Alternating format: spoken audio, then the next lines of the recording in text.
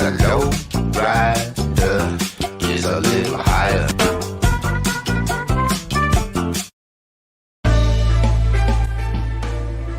Bienvenidos to a new year and a new edition of The Week as we bring on the panel Lily 300 Mears and Fletcher Williams, and we discuss more movies, more TV shows, the best, the worst.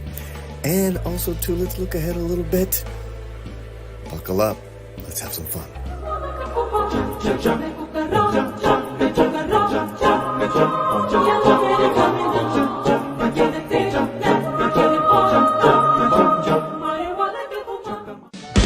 Hey, baby, ¿qué pasó? Thought I was your only vato. Hey, baby, ¿qué pasó? Won't you give me un beso? Come on, baby. Paulie here on the Latino Slant, and how are you doing? Happy New Year, 2024, first day of the year, first slant, first day, first of first, and all that good stuff. I didn't expect to start the stream this early. A rarity in Tom and Andre finishing early on Midnight's Edge, so we were ready. But shoot, we weren't that ready when they were finishing up. Man, I was still taking a shower. You know, like I like to be fresh. I like to feel good when I do my do the streams. And it is a new year, new beginnings, all that stuff. But you know, it's good to remember stuff that was working well, energies that were working well just 24 hours ago. Take that with you. Take that with you. And the stuff that was challenging, that you know, caused you grief, maybe even some suffering, I don't know what. Leave that there in the past, but you know, let's not shut the door from it, and we can learn from it. But let's do it, man. Let's hit it. Let's have a great year, and I wish you all love, peace, and of course, health. Health is number one. So I want to know what you guys were doing for the holidays, the last couple of weeks. Here's what we're going to do. We're going to talk to you guys right now and say hello. I would love for you guys to retweet, share all that good stuff. And then we're going to bring in Lily, 300 Mirrors, Fletcher Williams, and we're going to start talking our worst television episodes of the year, worst television series, maybe some wrap-ups. But then I have the best Latino films that you need to see from this past year. Then we're going to look at 2024. We have a breakdown every month of all these movies that are being released, and let's see what's up. See if these guys are, if anyone is looking forward to any of these films. Also, too, I'm going to return to my out of the theater reviews. I'm going to watch a couple of films. Ferrari in the movie theater, and Salar Ceasefire Part 1 for my Indian audiences. Tons of new subscribers I see that have joined us from India. My hat's off.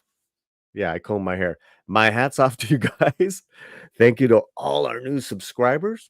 If you are new in the live chat, say hello to us right now. Say hello to us right now. If you are a member in the live chat right now, say hello back to them by hitting those emojis. Slantinos, Whiteinos, Mexican Ironmans, the skull calavera, the donkey, all those fun ones. Shoot them off right now. Let me see what you guys got going on right now in the chat. Making people feel welcome. And if you're watching this on the replay and are a new subscriber to the channel, bienvenidos. Welcome to the Latino Slant 2024. We have our website live, latinoslant.com. Check it out, guys. I'm so happy you guys have joined us. Okay. Now, I like to see that. Here we go. That's what I want to see.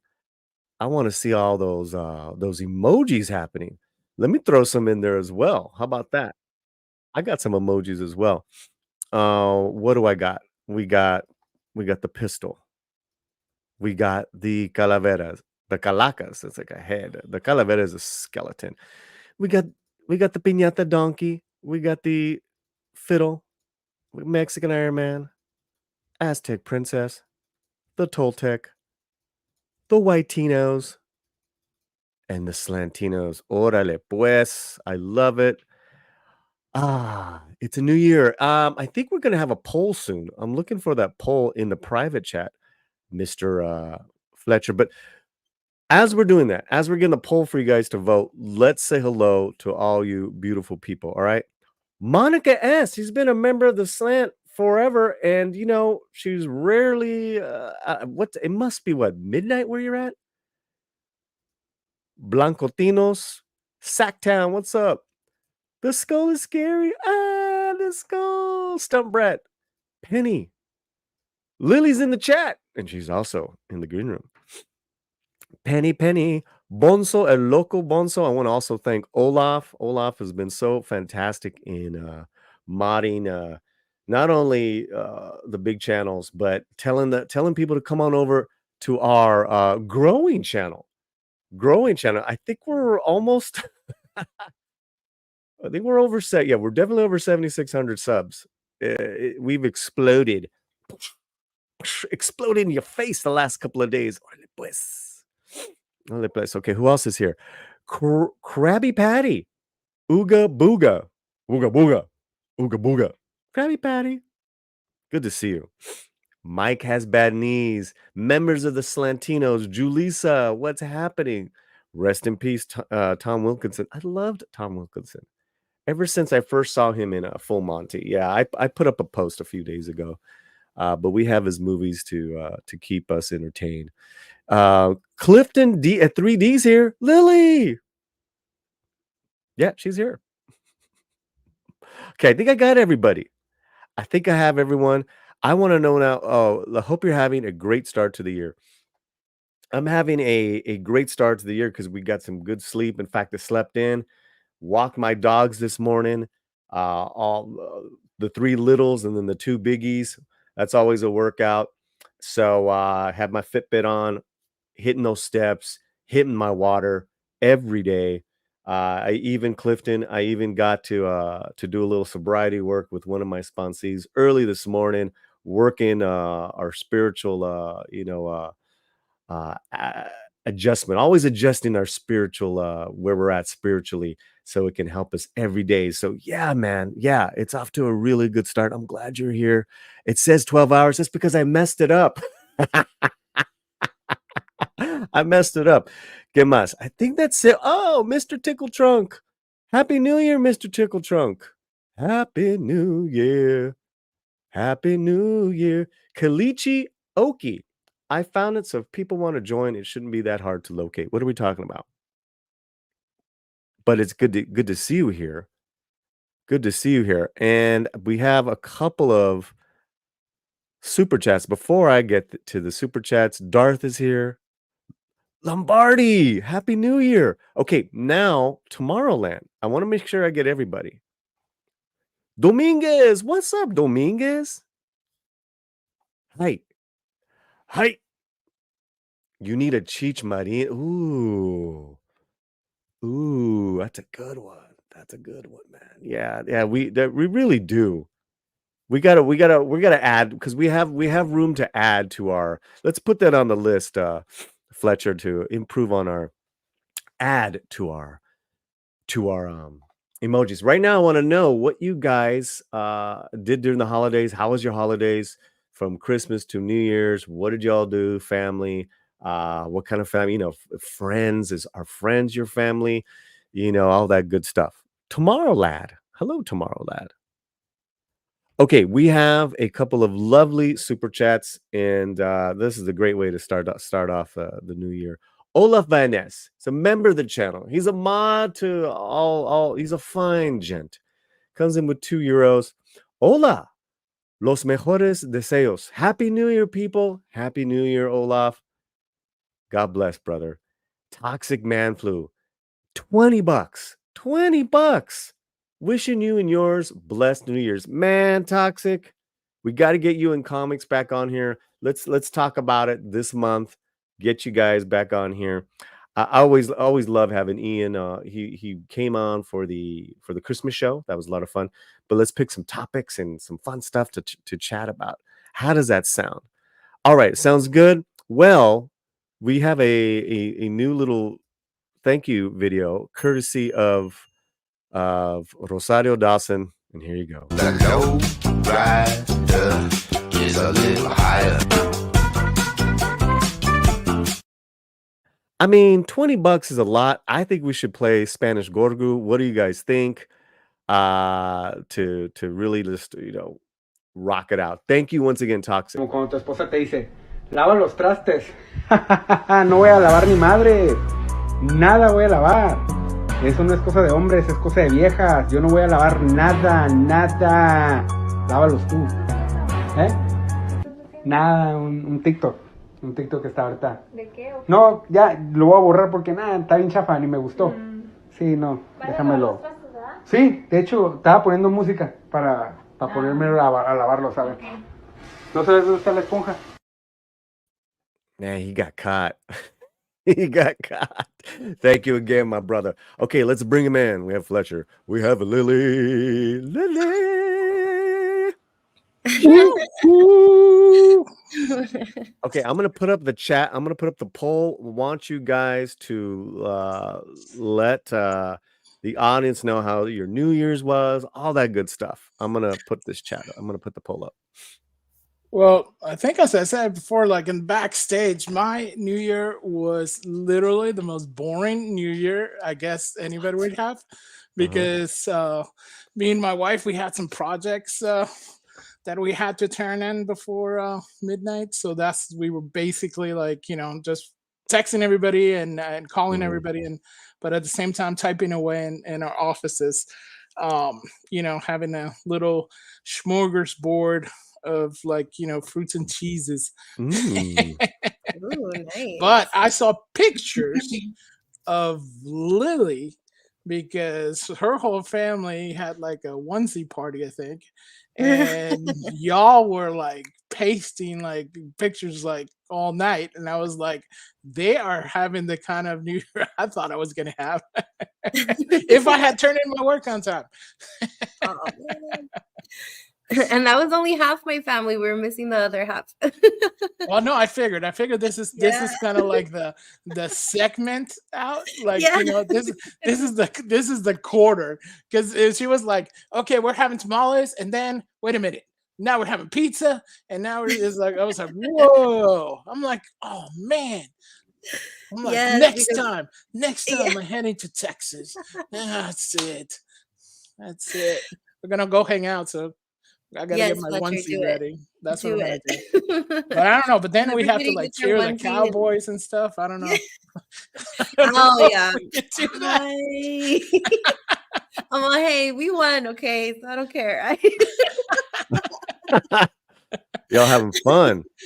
Really fast. I put up the voting poll. Is up now. Vote now. Vote off now.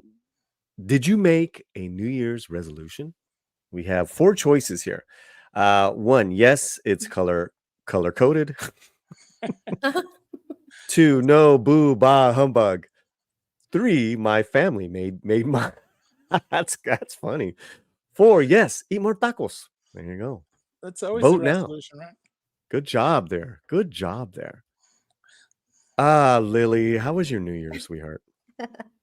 It was amazing. I spent it with my family. I usually do, just because I used to work in a hospital. I am a nurse. So I would see a lot of the accidents and everything that rolled in during New Year's. So that kind of gave me a little bit of a, I guess not scared or anything, just cautious. So I'd rather just go to one place and stay there for the rest of the night. So I spent it with my family. It was pretty quiet. We just watched some movies, and like Fletcher said, we just ate ourselves into a coma. So it was fun. It was really, really awesome. Sorry. It's okay. I was stealing some bites of my food. I haven't eaten. I've had an apple, water, and a lot of water, and some coffees, and it's just now it turned noon here in LA. And so one of the things that was going on is we had a kind of a really crazy time schedule yesterday, because we have 5 dogs here, So they're really running our time, or they have been running our timetable like the last couple of weeks. And so we thought we were just gonna like, oh, we'll just have one friend over. We're gonna order some pizzas. Like we are not hosting at all during like, no Thanksgiving, no Christmas, no New Year's, no hosting, because we're usually the ones with the house and the hosting all that stuff. So I was like, yeah, pizza. That sounds good, man. I go, I don't know if I'm gonna make it to midnight. Like I've been going to bed pretty early. That's the thing. Well, a fourth friend came who's a very close friend of ours. So that kind of changed the game because we didn't even know she was back in town. So it was like she had her gifts to open, she had she had a dog, I don't know what. So we ended up ordering some amazing Mediterranean food. And I had a little bit of it, but then I'm an old dude, so I knocked out around 8:30 for about a half hour. And they were like watching TV with the dogs and all this stuff. But we had a neighbor. We have these awesome neighbors who for Christmas, made us ponche and pozole, and their pozole is Oh my gosh. amazing. Like, Amazing. yeah, and their ponche is on point. She's from Guatemala, and is he Mexican? But they do a lot of Mexican, style plates. And they told Romy that they were going to come and bring huaraches. I'm like, what are huaraches? Nice. Right? Because I've never heard that as a food dish. I've only, I'm like, Heard those it are as shoes. eating tools. Right. They're like, like sandals. So we're waiting for these elusive huaraches to show up, right? 10 o'clock, 10:30, 11. We're tired, man. So, their 10 o'clock is 11:38. They come and bring this food. And I look at it and I ask her, la señora, our vecina, ¿qué son? Like, oh, son huaraches. I'm like, ¿qué estilo es? Mexicano. I'm like, ¿qué parte de Mexico? Because I'm like, these are tostadas. Right? I mean, besides the full piece of carne, right? It's on top of black beans, on top of a toasted tortilla, right? Right. Hard shell, and all the fixins. But she was like, "Son huaraches." Have you ever heard of this, guys? Yeah. So basically, it's stretched out. It's almost like a consistency of a gordita in most places, Right. and it's a Yeah. stretched out, Right. like tortilla. So you have extra masa, and you stretch it out. It's usually the form of almost like a, like oblong, and then you Yeah. put, You're right. the toppings on top. It's literally Mexican flatbread pizza. Yeah. Okay. Yeah, Okay. that's a usually So to consistency me, that Mexican you finish. flatbread pizza is a tostada, but it's a different shell, right? I've had most of my huaraches that I've had have been on it's soft, so it's almost like Forgive me. It you know looked so good. yeah, like pupusa style, Well, that makes sense because she, Yeah. like I said, And Julisa's right. Yeah, Mexico City has a lot of different huarache styles. Yeah. and I keep telling Romy that I go, they're from the South. This is not Lily. Correct me if I'm wrong. Do they have this type of stuff in El Paso? Yeah, it just depends the restaurants that you go to. They have it on the menu, but usually I don't know, I never get that because I never really knew what that was. So They're My good. we God, it's usually so have it. yummy. I literally had You know what one though? not too long ago I because when need we salt came back and to Vegas. I need the chile. So keep Yeah. talking. Yeah, I had them over here as soon as we have one taco shop close to here, and that has like all the it's legit when you walk in, and all the comadres are in the back. There's like not one dude in the kitchen, and they all have their aprons. Now it's up. You know, they all have like Right. an aprons. None of the aprons match. Right. And it's Right. like, no, I was like, no, give me a huarache. And my wife's like, what the heck is a huarache? And I'm like, if they Yeah. have it, I'm going to order it, you know, because you don't see that much. Because we lived in Mexico City for like about 4 years with my family. And sometimes, you know, you have this antojito, and antojitos are like, you know, like street foods and stuff like that we used to have because we lived like right in the center of town. And like, yeah, huaraches is one of the things that you would see like on some of the street comadres that'll be out there. Amazing, you know. You ever hit the little chile with it? You guys chili eaters? I do the Yes. little I love salsa them. and stuff on it, but I always like the greener salsa So our or neighbor, the she pico. speaks the indigenous language called Nam, as well as Okay. Spanish. So she's So she's teaching from her. Central America, right? She's from Central America, Right. and this is pretty good, honey. See? Yeah, it's better today. Mm. Everything somewhere is better the next day, you know? Yeah. So this is her homemade salsa. I know everybody's hungry in the chat now. La That's it. vecina. Well, this is a New Year's Day stream, guys. So you know, we eat, we watch Get your movies, snacks. we stream. Anyways, okay, that's enough of my food antics. All right, what do we got in the chat, guys? We got some. We had. Are you not starring anything, Fletcher? Oh, sorry, I'm Fletcher. doing. Fletcher. Everyone's hungry now. Everyone's hungry. Okay, I'm getting Everybody's hungry. Later, Polly. Talk to you soon. Where are you going? Being shit toxic. You're all making me hungry. Okay. I heard that I need to eat more Mexican food. Well, I mean, you know. Oh my gosh, yes. Yeah. I just heard that Japan had an earthquake and tsunami warnings. I think it was like a 7 point something. And Yeah.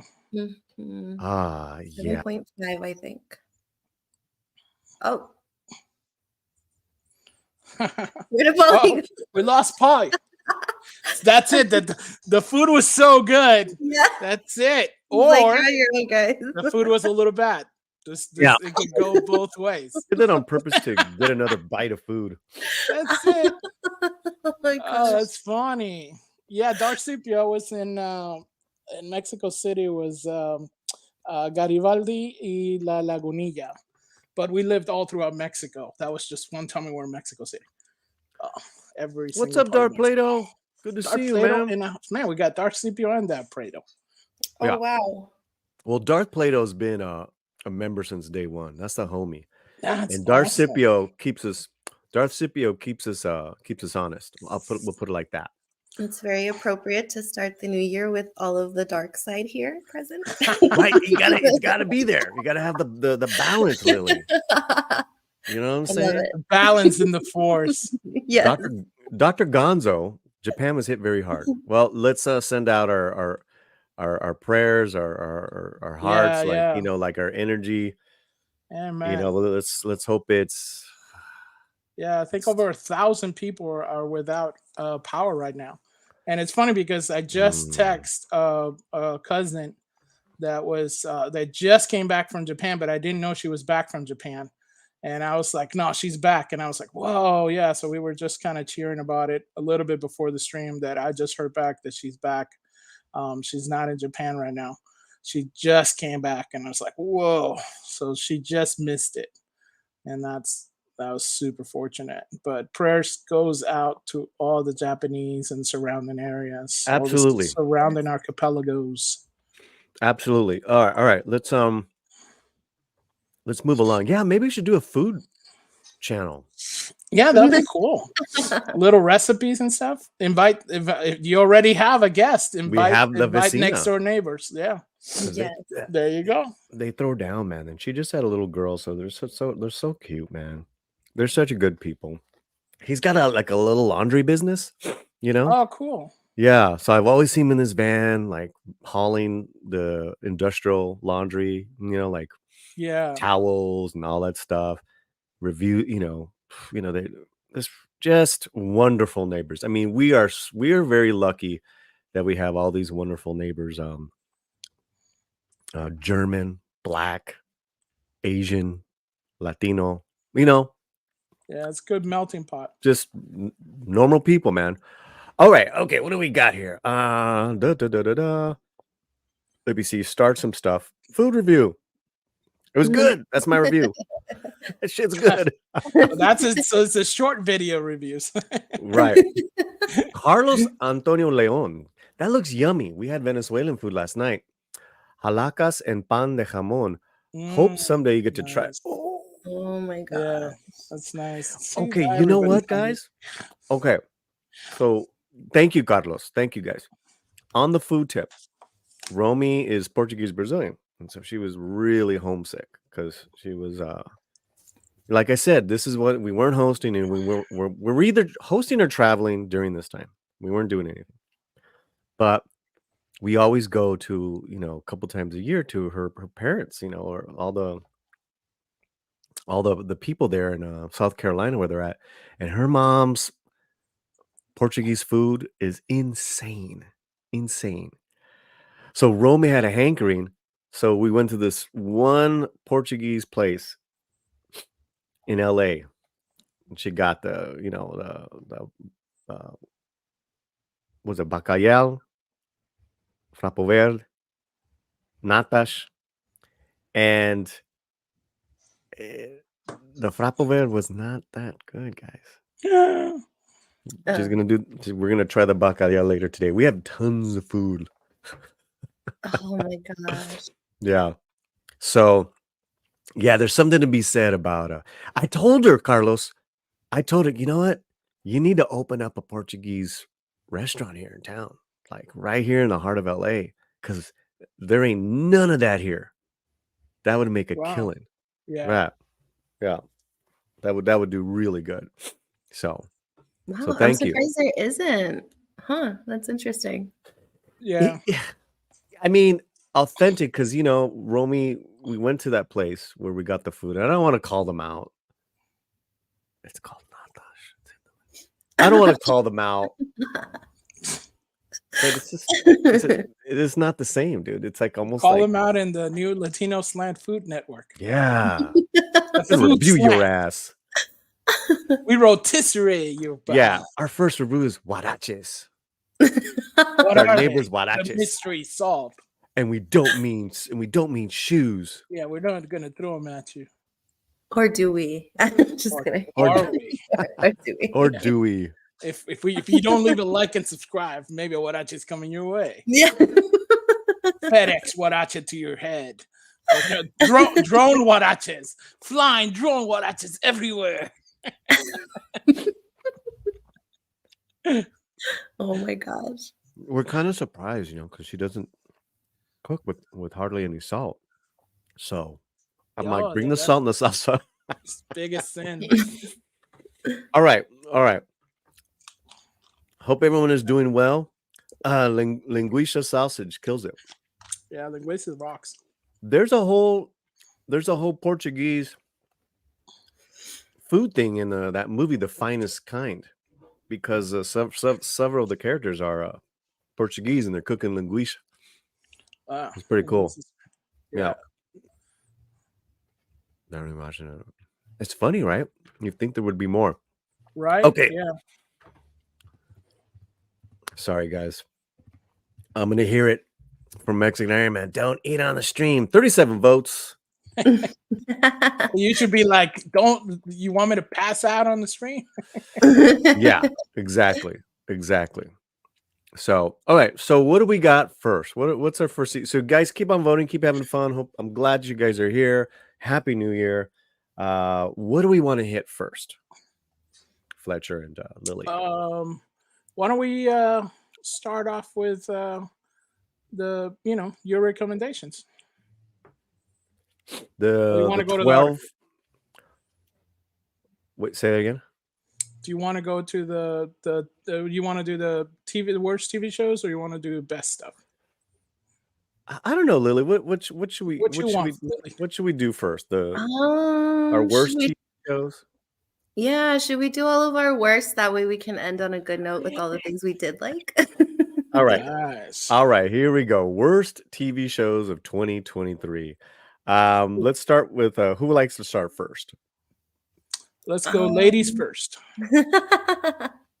well, oh man, I think my worst TV show that I was disappointed by was probably Ahsoka. That's my number one pick. Really? Yeah. Ahsoka is your number one pick. Mhm. Well, what about it that was just so terrible for you? I just didn't like the direction that they went in. I actually do like Ahsoka's character. It's not because I don't like anything associated with her. She's one of my favorite characters, actually.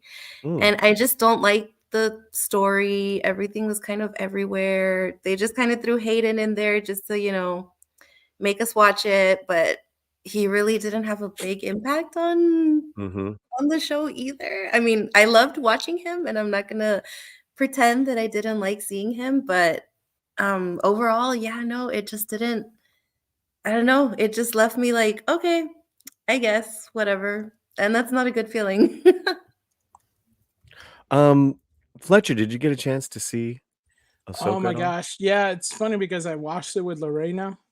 Oh, that's And funny. it was we did like, like Like a she car did a wreck? watch party, Yeah, and sure. it was hilarious because it was like a bunch of us in the back just tearing it up. It was every I was like, you know what? I disagree that Ahsoka was the worst TV show because is the best new comedy of the year. Is how you have to look at it. Because we were cracking up when she did that cartwheel.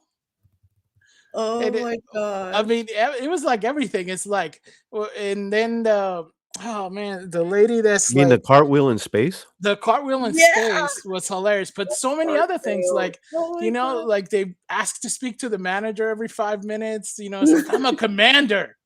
I need to see your manager. And she's got goggles. Why does she has goggles if she's not? You know, she's flying a spaceship. You're not So flying a true. motorcycle. Oh my I was god. like, I don't get it. Well,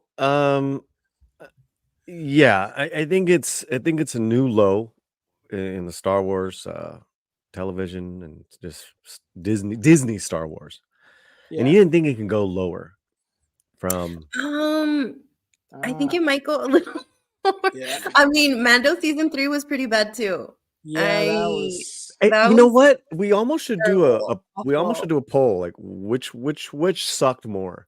which was worse. Right, which was worse? Ahsoka? We can just do that in the chat right now, okay? Yeah. All right. What was worse? And I have exclusive video, guys, of some never before seen footage of Ahsoka. You know, we're gonna show that to you guys.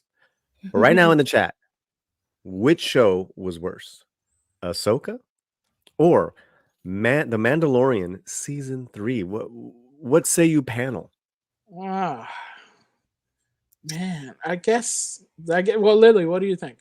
I think the one that hurt me the most that is probably Mando season 3 because Polly knows Mm, I'm a huge fan of Pedro's, and I just love The mm. Mandalorian overall. And yeah, this show left me so angry. That was the show that I was so mad about because season 1 and 2 were great, and it was just Yeah, disappointing.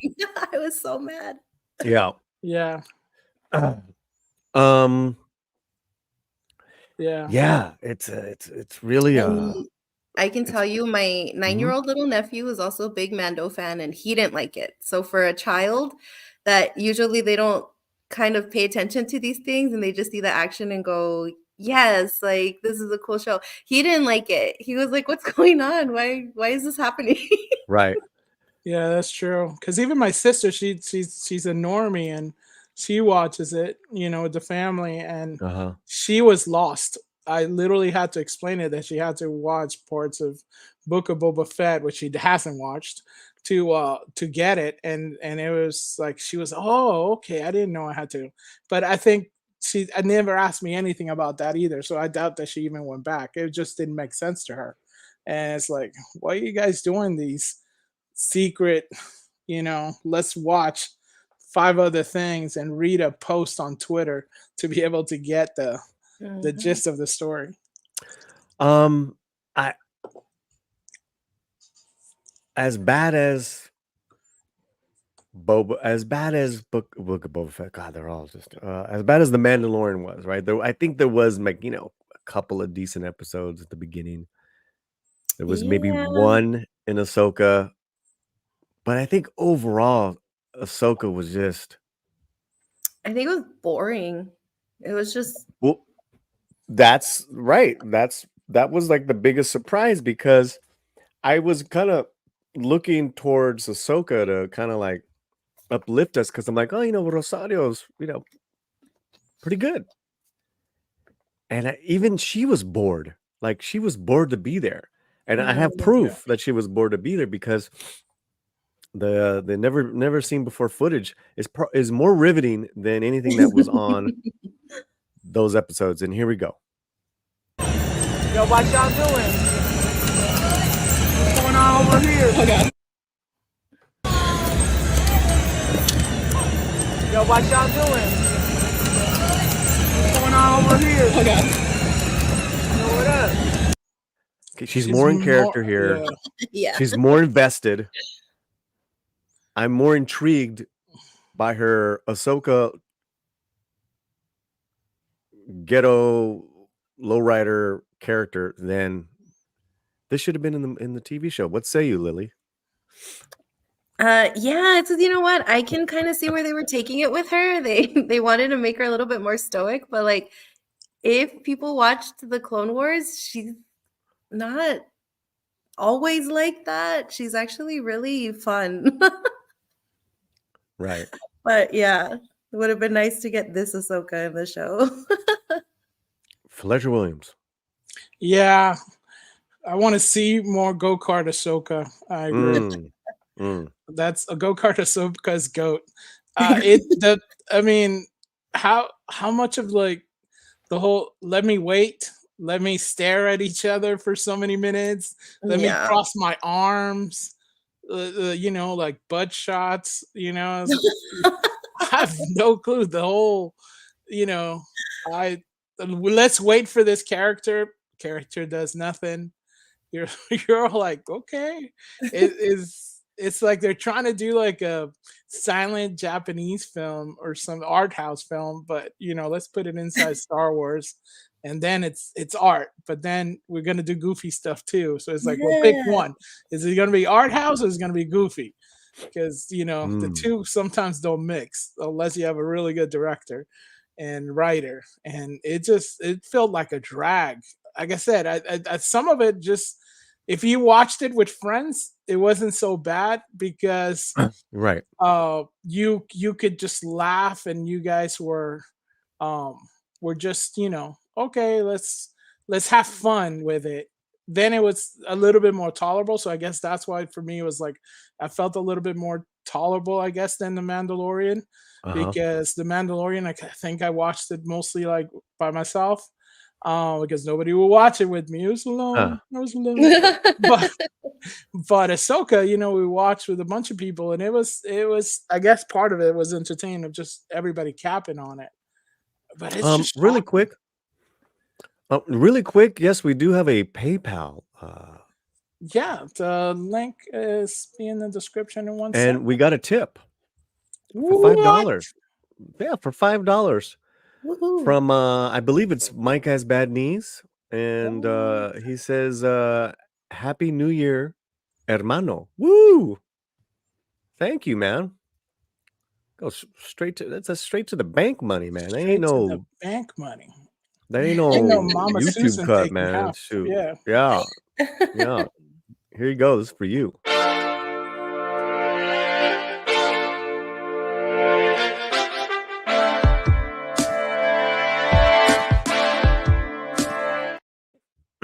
Okay, we're still in the worst of. I think it's unanimous. A lot of these worst television for us and the genres that we cover were the Star Wars shows. And then I think maybe Fletcher might have a different choice. But here's what people are saying. Darth, The Mando season 3, episode 6, the Lizzo episode is when the Mando jumped the shark. I mean, that was just. I Let's go on. mean, Yeah, go ahead. I think that I think it would. I don't know. Like it was just so terrible. I think by episode 2, I was already Right. I was already out. Yeah. Well, because remember the She-Hulk where they're twerking with the booties Yeah. Wow. with that chick? What was her name? Megan Thee Stallion. Megan Thee Stallion. And you're like, it can't get more preposterous than this. And then you had Lizzo show up. Yeah. And then Lizzo showed up. Now, Dr. Gonzo, Rosario was better than Luke Cage in The Defenders. Oh, yeah. Yeah. Oh, yeah. Well, she Yeah. was Rosario. I mean, again, Yeah. I don't know what happened to her, man. No. And I love Yeah. Rosario. I mean, I don't think we're blaming Rosario. We all know that she's a great actress. I mean, it's the director, the writers, the way that they want to portray her. I don't I know, like Lily. her acting. I like her acting. No. But her portrayal of Ahsoka in Boba Fett, I loved. That's why I was like excited to see her come to life in this. Right. And then it That's just the director, right? Is it? Yeah, because the I mean, that's director Rosario's taking. That's Rosario taking. That's her take on the character. no, but I mean the director kind of I mean Yeah. he's directing because look at what happened to Hayden Christensen. George Lucas directed him in a certain way, and that's what people didn't like, and they blamed it on Hayden. And it turns out that's exactly how George told him word by word he wanted the character portrayed. I mean, there's footage of this. Okay. Yeah. All right, Sure. guys. All right. I don't want to argue. Star Wars argue. I just think. Listen. I have the She's- receipts, Polly. I'll send them to you. Just Right. Oh, you no, got the here we go. receipts. 10-hour stream with Right. Lily. Got receipts. We got 3 Latinos on this panel, so it is going to get fiery. Guy, this is not a personal attack on her. It's just that she was bad. Yeah, phoned- but I'm with she Lily. phoned it as in. the director. Whatever. I think that she whatever. was told to be stoic. I Okay, think she all was right, here told, we- hey, fold your arms. All right. Look I at think her. there's I really believe there was something else at play there. There was something else at play. Okay. Dominguez says Rosario Dawson's a good actress. I first saw her in the first Percy Jackson film wearing a stunning, sexy dress. Oh boy. It's a good thing I passed on Ahsoka. I've become so jaded with how terrible Star Wars has become nowadays. You're not the only one, buddy. Awesome one. I watched people who watched Obi-Wan and they look so. That's he didn't funny. watch the show. He watched other people watching the show. That's funny, That's man. great. That's the way to do it. I think yeah. that would have Mhm. been my number 1 pick if that had come out in 2023. Oh my Yeah, that's true. Yeah, because Obi-Wan was 22, right? It was Yeah. horrible. Yeah. Yeah. That was Yeah. last Yeah. year. Secret Invasion, that show no Yes. one watched. I didn't see Yep. it. I didn't see it, Olaf. Yeah, I didn't watch it either. I heard that ref- it was bad, so I It just was bad. It was bad. I didn't watch Really that. bad. I didn't watch the Loki season 2. I didn't watch Loki either. No. And I love Tom Hiddleston. Yeah. And I'm short like, round. no, there's no point. I Plato's love a member Loki, of the channel. but yeah, no, not on the show. Wow. Darth Plato member of the channel. I didn't even know who Lizzo was. Oh man. Thank God. Ah, Plato. I wish you'd never had Yeah. discovered her. Seriously. Yeah. I So watched bad. one of her music videos by accident the other day. Yeah, never What do is that. doing, man? Terrible. Crap. Mando Unchained. What a time to be alive when there's more Star Wars than ever before. And literally, no one cares. It's true. Yeah. Yeah. Facts. Yeah. Facts. Hashtag facts. Hashtag Yeah. facts. I was All the looking forward to facts. this, and it was disappointed. I also saw her and Alexander without a dress. Hubba hubba. Oh my god. Yeah. That's, Hi-yo. Yeah, that that was was fun. okay. Any last digs on Ahsoka and Star Wars here as far as the worst of 2023? Lily. It was. Go ahead, Lily. Let her have it. And it was just bad. It was boring. It was bad. It was directionless. The only positive that came out of it is Hayden and how much we all love him, and he's getting all of the love and appreciation that he should have gotten in the first place. So the only scenes that I like are literally just his, and that's it. I don't like anything else. Maybe Ray Stevenson. I mean, he did a fantastic job too. Ah, why'd you have to Ray say that? Stevenson That's was the amazing. dagger right there. Yeah. That's the dagger, because that was of all the compelling the well, there's two things there, right? He was very compelling, and Thrawn was supposed to be compelling. Yeah. Oh, Thrawn. Oh my Thrawn. Oh my. And then we didn't even bring I up Thrawn. bring that up. Oh, We didn't even I bring had up Thrawn. already stored it in my forget Right. memories. Yeah, because uh, I literally have an Audible on my phone. Heir to the Empire, The Hobbit, Dune, you know, those novels. They call me Charleston. To fall asleep to. Like that little book drop. book drop. So, I mean, okay, let's talk about Thrawn really quickly.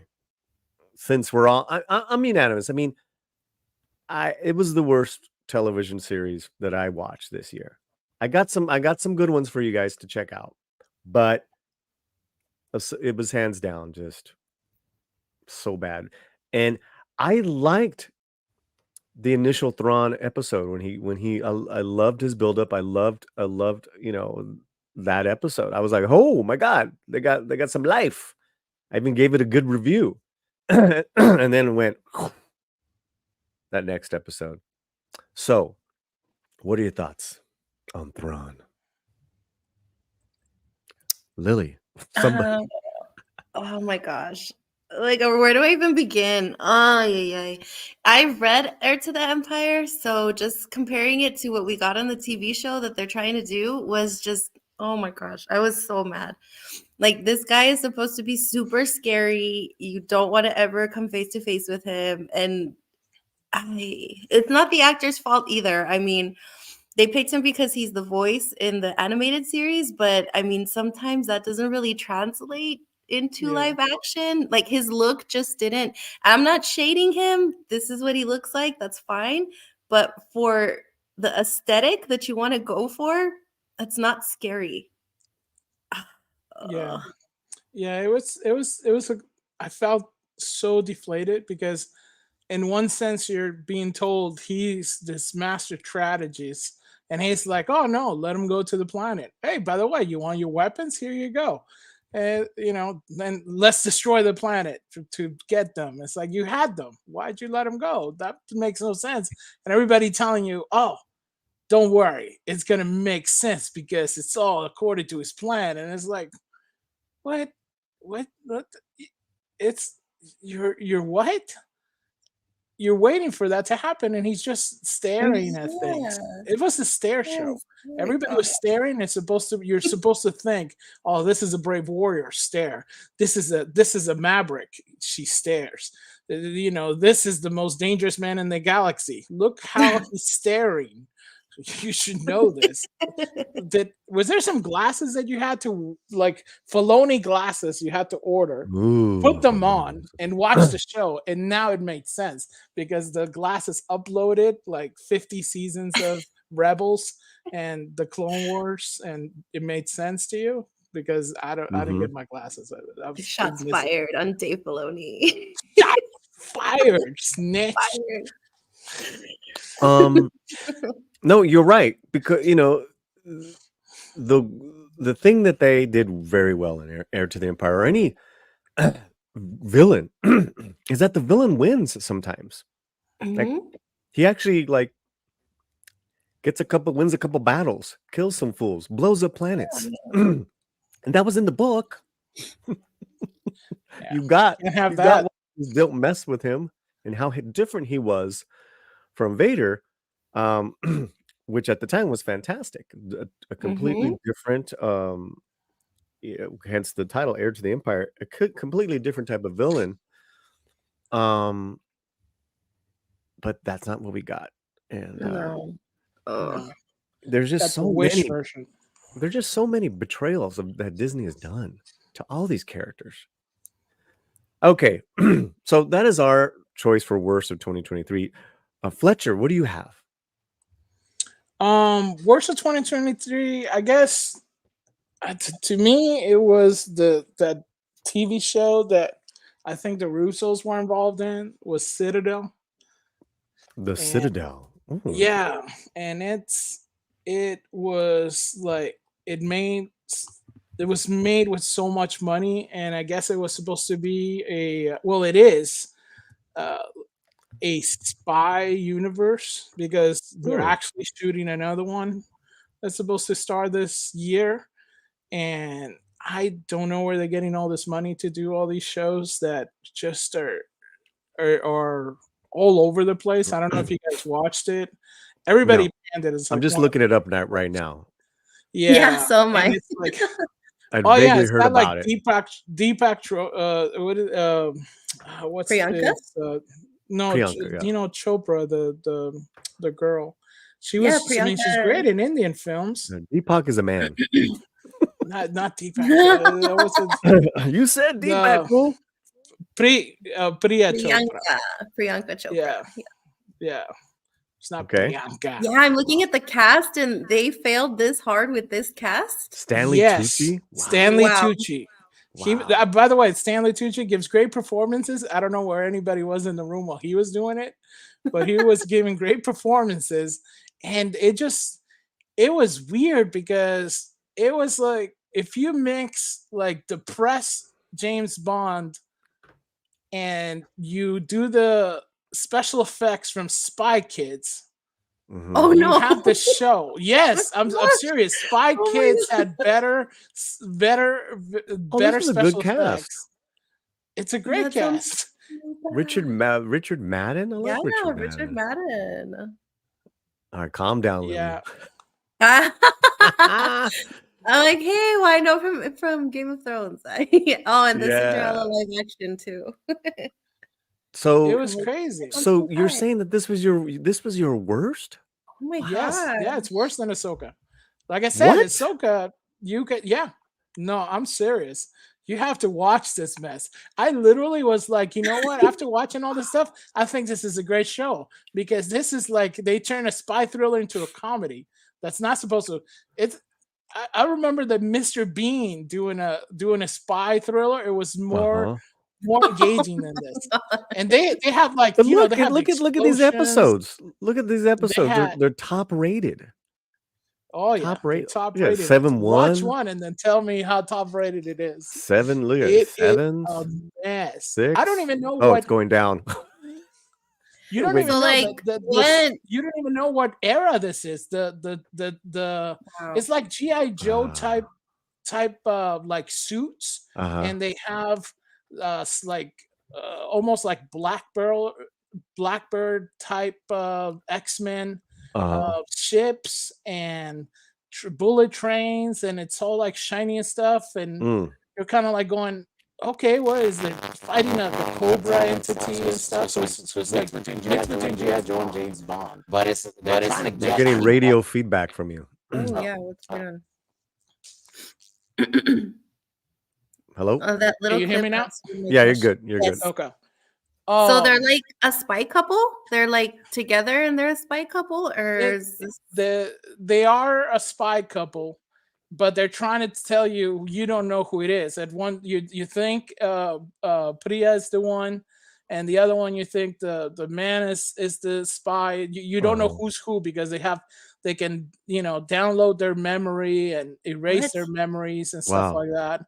Wow. So they're always trying to get you like, haha, you're gonna be surprised when you find out who the real spy is, or the one who took down the industry is, and all this kind of stuff. But it's that you never get to like the characters because they're always in this sense of I'm gonna get you with a twist. And it drags on, but at some point you start laughing because you're like, this is so bad, Mm. and it's supposed to be shot pretty, and it's weird because the Yeah, it's lighting, a great looking couple here. they are, but see, you're only seeing like the good parts. Sometimes they got Priya in these outfits, because I started watching her from Indian films, and she's always dressed gorgeously, but Sure. got like everything that she wears on this. It's got like some Big- like yeah. the big shoulder things. I guess that's supposed to be big in the future again, like the '80s shoulder pads. Wow. And they have her looking like Lily Singh most of the time. And I'm like, how do you have Oh, Priya looking no. like Lily Singh? And I was like, my goodness, they made it. They did it. This Most of the time she doesn't look that good. And I was like, how do you guys even do this? Not to offend my my Indian audiences, which if you're watching this, guys, what do you guys think of this TV show? Yeah, So, please let She's me gorgeous, know. man. So apparently there's an Indian version of this series too. Like, I want to know if someone thought this was better, the Indian version. What? That's got to Okay. be way better than this, because this was a mess. It was just a mess. It was bad. It's really bad. And like I said, all the towns there, they have all the technology. I'm Mhm. shocked because they got the Russos involved. You think, I Well, mean, like action sequences were terrible. well, Wow. there you have it. Fletcher's choice for worst of 2023, The Citadel. All And I right. think it's the most expensive failure of 2023 because Wow. it's literally millions per episode. Whoa. It's just, it's Rings of Power bad. Oh no. Yep, Oh, that's it not good, is. man. That's not It good. is. So yeah, I think I think those are, I think that covers the bad. There's a lot more. Before I go into the next topic, as far as television general market that I really loved, just really quickly off the top of my head, One Piece, Beef, um, Swarm. I did a review on that here on the channel with Struggle Reviews.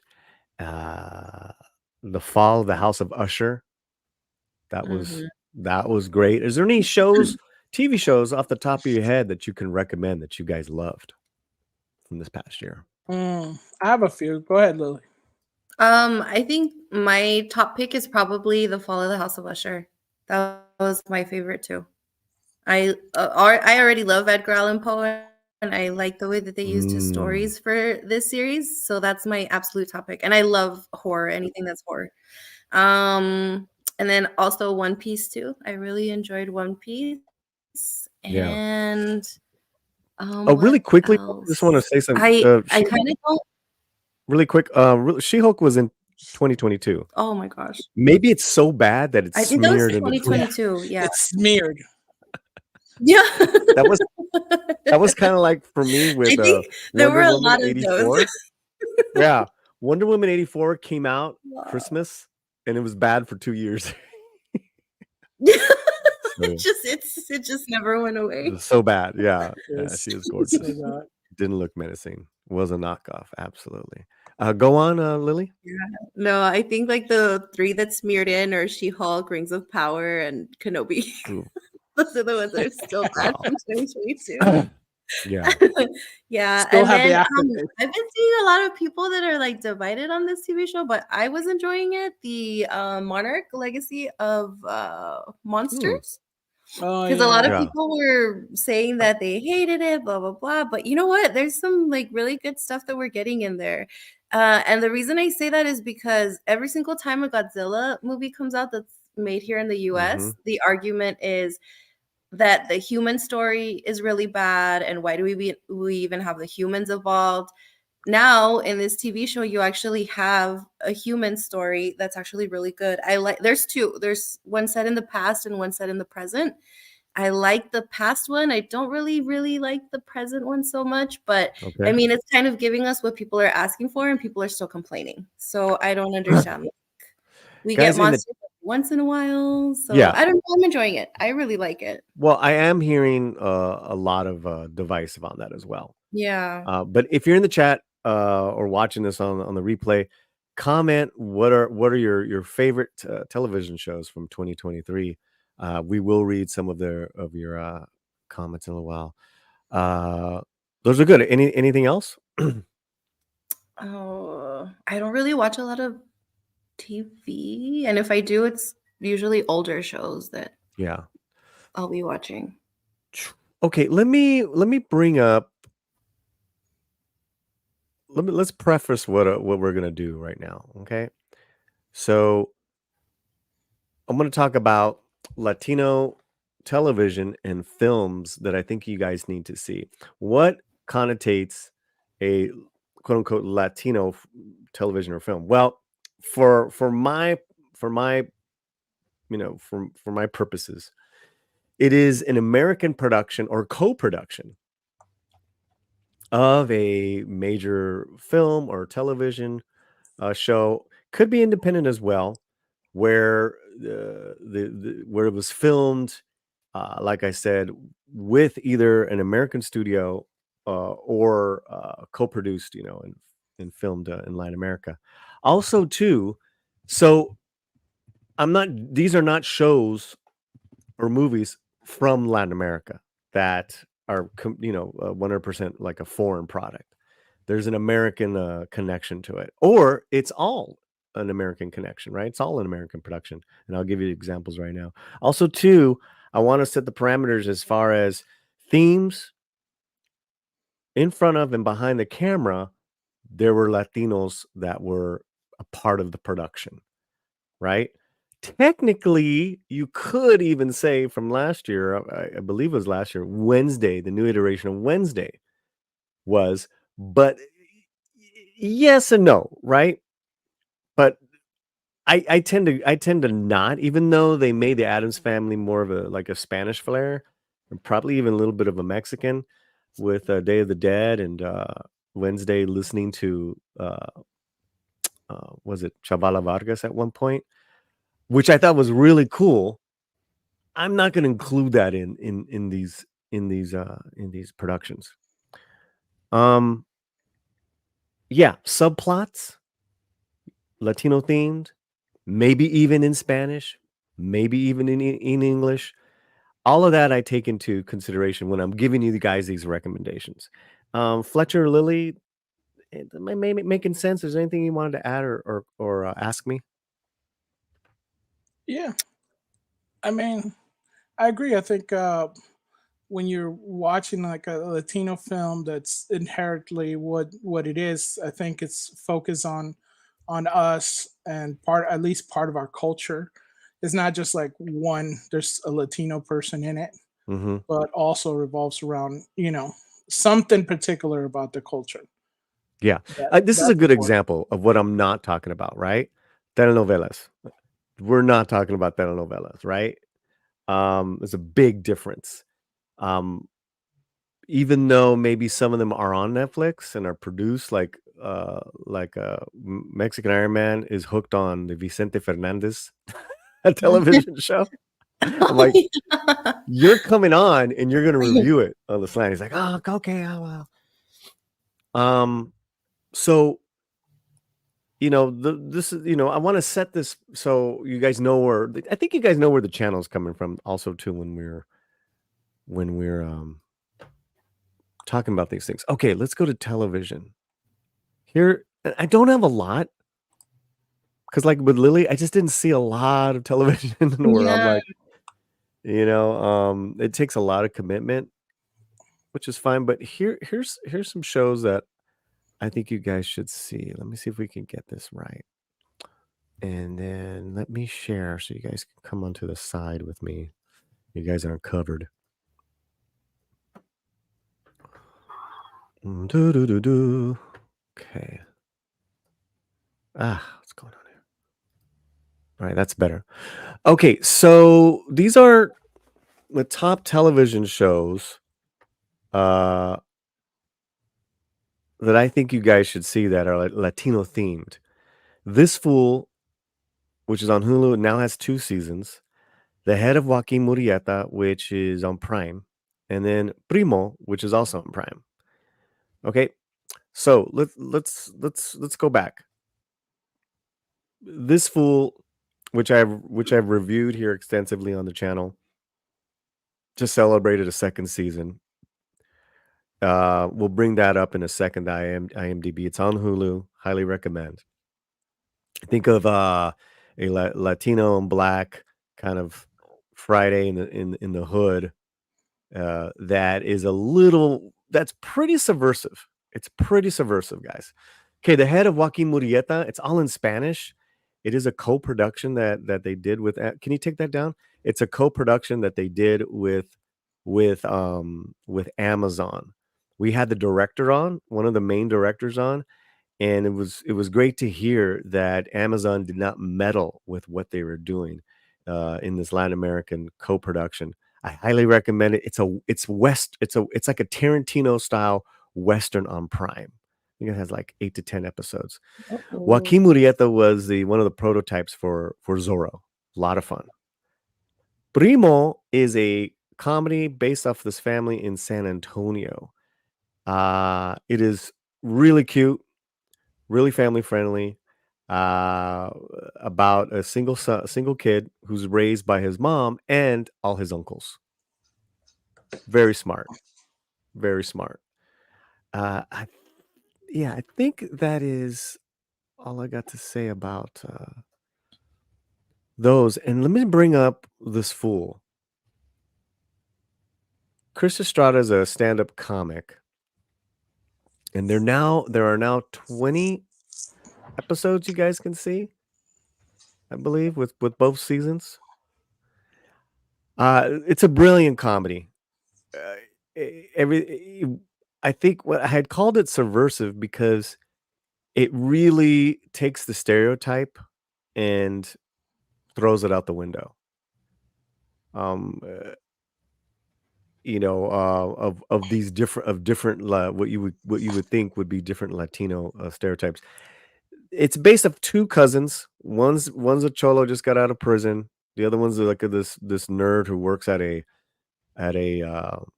homeboy industries type of like, give ex gangbangers a job, and which is run by Michael Imperioli. In season 2, they decide to open up a coffee shop in the hood. Oh my gosh. And I recently just finished watching it. I highly recommend it. And did you guys see any of these shows?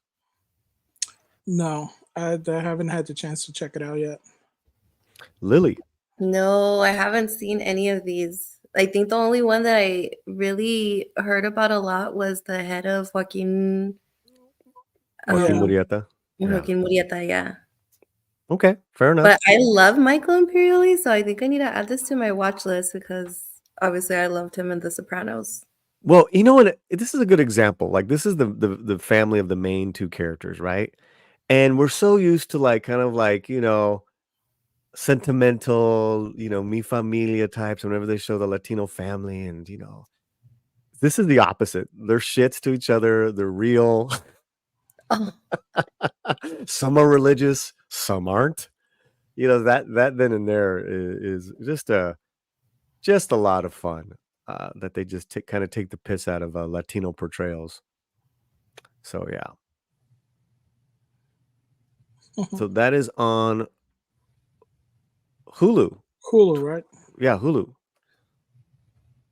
Cool. All right. What do we got going on in the chat? This fool is worth watching. Thank you, Julissa. Glad you saw it. All right. Let's see how the voting is going. 50 votes. Did you make a New Year's resolution? Yes, it's color coded. 20%. No. Boo, bah, humbug. 36%. My family made mine. 2%. I thought that would be higher. I'm kind of disappointed there. Yes, eat more tacos. 42%. I think anytime you add tacos there, Lily. Yeah, that's gonna win. That's gonna win. Well, yeah, it's not even fair. So, that's a good resolution, though. Yeah. Shows you care about your diet. Shows your concern about what you're putting in, you know. Okay, so here's what we got going on, guys. Coming up, we're going to look ahead with 2024 and go through month by month the releases that are coming out and see if anything pops in, see if what we're looking forward to. So you got that. But right now we're gonna go with the top movies I think you guys should see, because 2023 was a landmark year for Latino film, and using those parameters, this is the list I compiled. Did you guys get to see any of these films on this list? Yes, Okay, I saw Blue Beetle. that's it. Lily. I think I had Mm. let me see. Because it was the I'm trying to pull up your list that I saw last Well, night. I'll pull it up. Here we go, guys. Oh, yeah. Here's our top 12 Latino films you need to see from 2023. Okay, so I saw So I'm gonna preface this right now. Let's start from the bottom down, right? Because we do have production. And number 12, Cassandro. Lily, you saw it. Yeah, I saw Cassandra.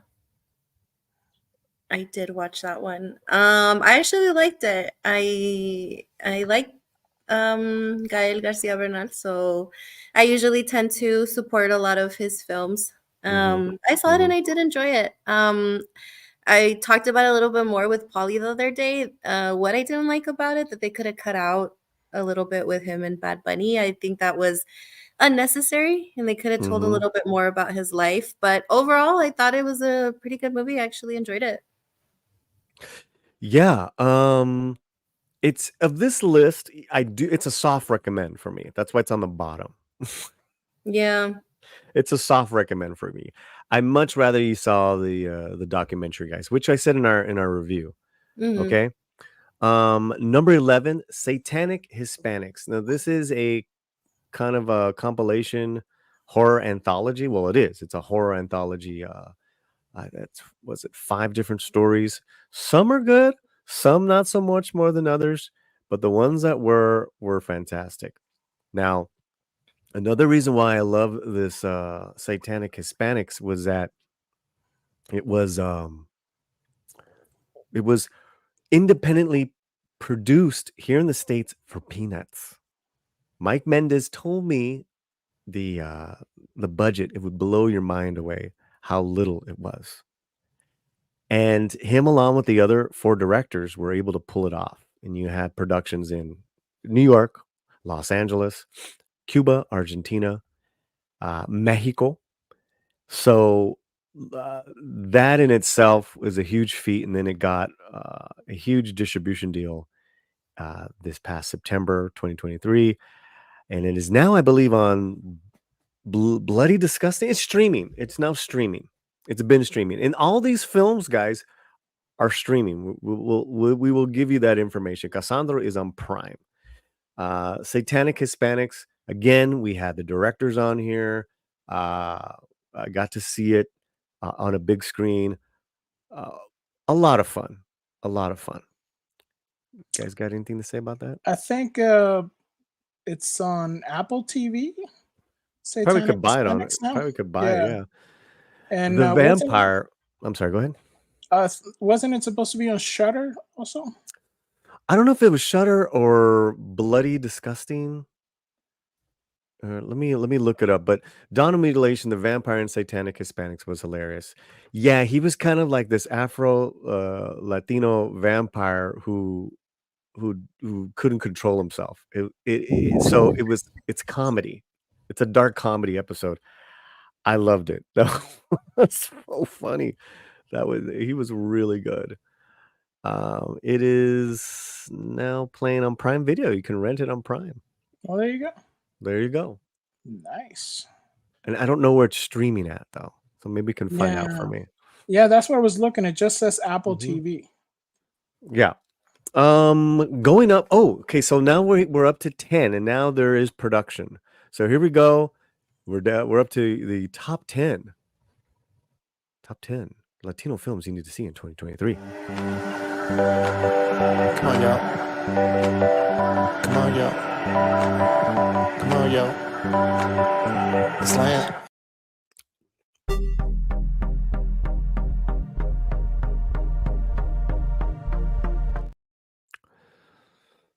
Number 10, Radical, starring Eugenio Derbez. Lily, did you get a chance to see this one? No, I didn't get a chance to see that one. Have you heard of Eugenio Derbez before, though? Yeah. Are you guys there? Yeah, I have. Is this on? Is this on? If you might have, if your family's seen La Familia Peluche, that's it.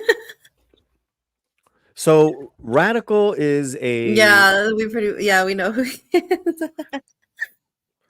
Radical is a drama with some comedy. It's basically a stand and deliver in Mexico. This teacher finds a new way to teach these kids. Some evolve, some don't. There's some tragedy. Fantastic film. You can catch that in theaters and probably streaming somewhere. Do me a favor, Fletcher in the back. Yeah. If you can hit me on the private chat which these films are streaming, that'd be great. Okay. We've done this review. I know I think it's been on a couple lists. Alan Ning had this high up on his best stuff. All right, that is number 10. Okay, and let's go to number 9.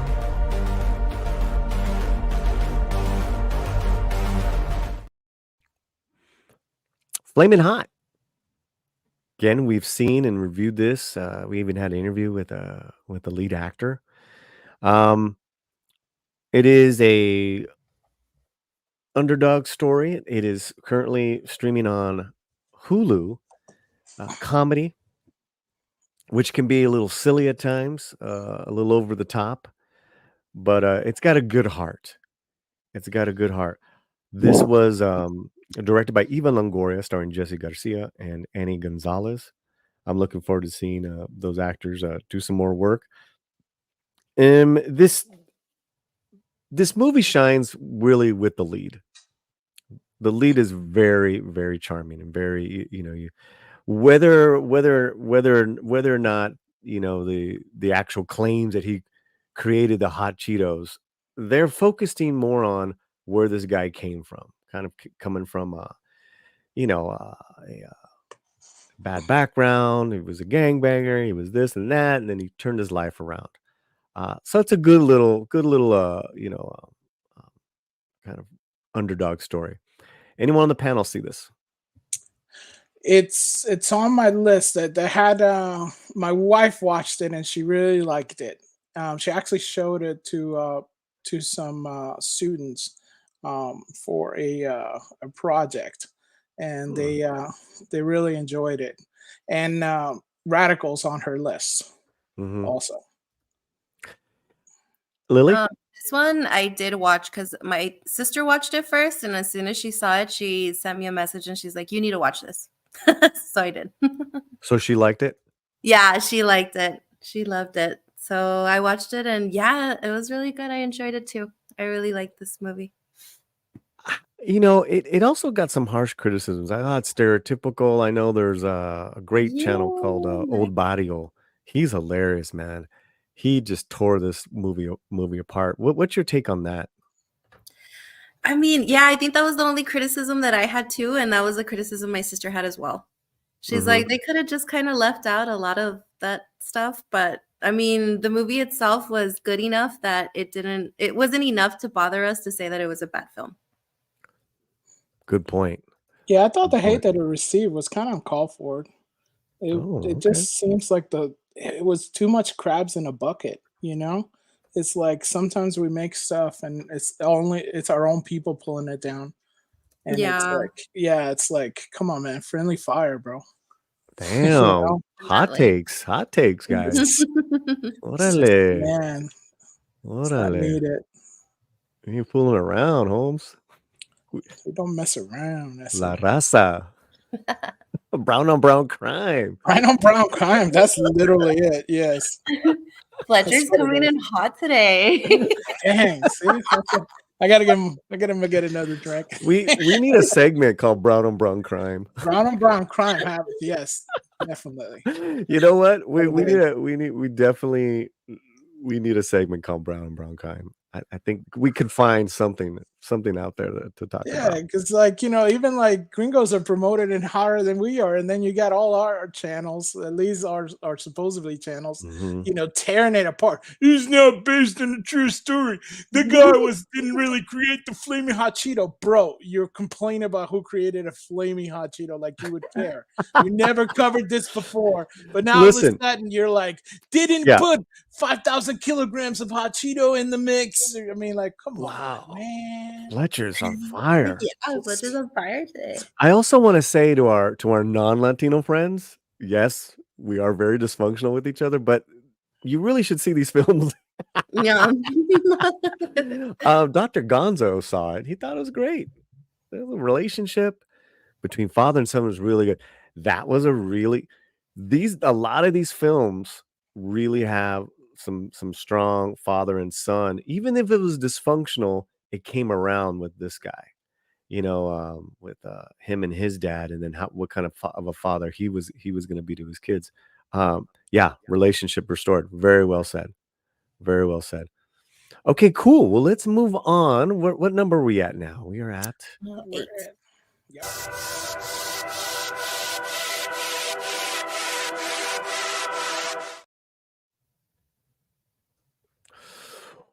Well, we have talked about this movie before. We have done reviews. We've had the director on, and he being Alejandro Montoya Marin, the director from Mexico and New Mexico, he won an award from Chris Gore's award a couple weeks ago for best short film called The Wrong Guy. You can see The Wrong Guy now for free on YouTube. Oh, that's awesome. Okay. Millennium Bugs, number 8. I really love this film. I think this film, and I'm looking at this list, between this one and the next one coming up, it is the most, non-Latino production, meaning that it's not about a certain trauma that it's kind of that typically plays out in Latino films, like Flamin' Hot or like A Million Miles Away. Those were done well. We're just saying it's a twisted comedy about two friends that face Y2K, 1999 into the year 2000. She has totally, burned through all her inheritance. He is a video clerk who wants to be a stand-up comic. He wants to go to California. And so oh, you okay there? You're right there, Lily. Oh yeah. She's in a storm. Oh, she's in a storm. Aren't we all? Millennium Bugs is on Apple TV, Amazon Prime, and Tubi. It is a fresh, unique, independent comedy. I highly recommend it. A lot of great nods to that time. I can tell you that Alejandro has faced some interesting situations with Hollywood in just trying to market some of his films, as some of them deem his films, even though they're high quality, not Latino enough, not Mexican enough. Oh, boy. Even though, he's Mexican. It's kind of like that American fiction scenario. So I highly recommend that. Polly recommends.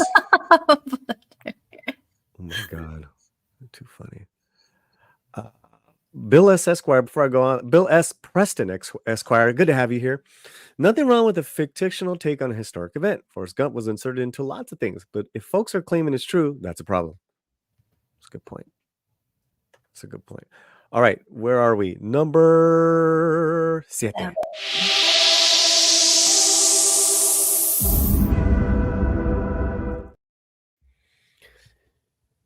Mickey, I think I spelled that wrong.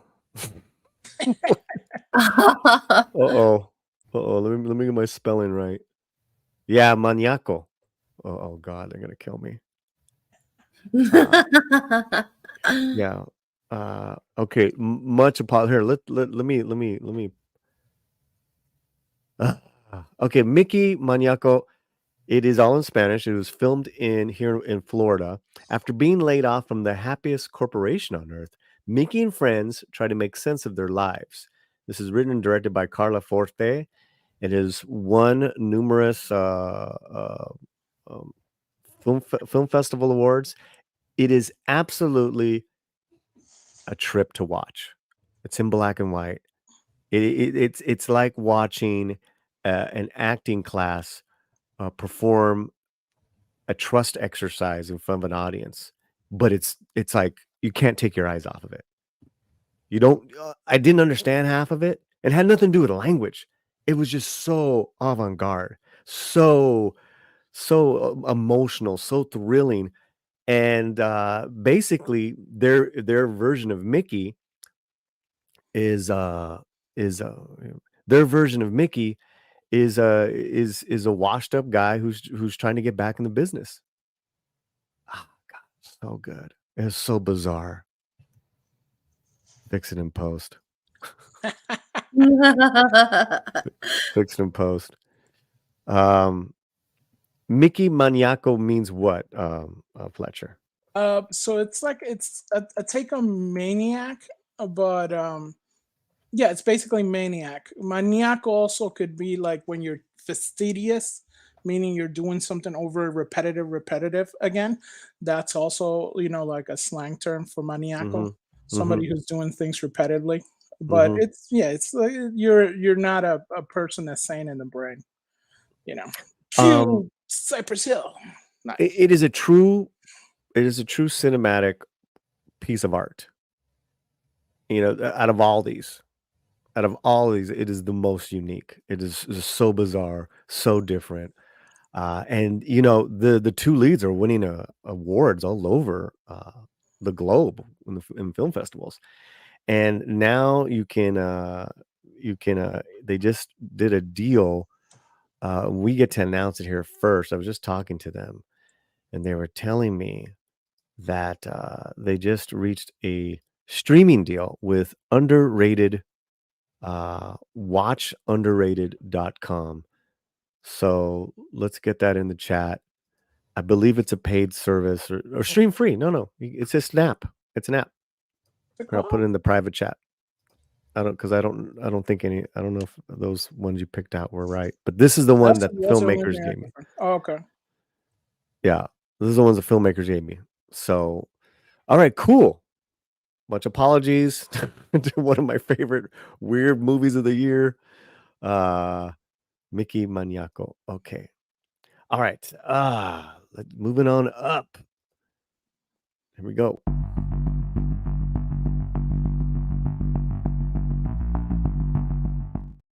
Lily, I'm gonna let you do number six. Blue Beetle, yay! So I did watch this film, and it was amazing. I loved Blue Beetle. So initially I didn't want to see it. My little niece dragged me out to watch it, and I'm very glad that she did. We saw it a couple of times at the theater, and I mean, it's great. I do recommend it. It's a really good movie. With a really great message at heart, and it has a lot of really great relationships between family members, especially father and son. And then of course, for me, this hit home as well, just because of how Jaime felt that he was the first one to graduate in his family, and he had all this pressure to kind of do everything, and I mean, I can relate.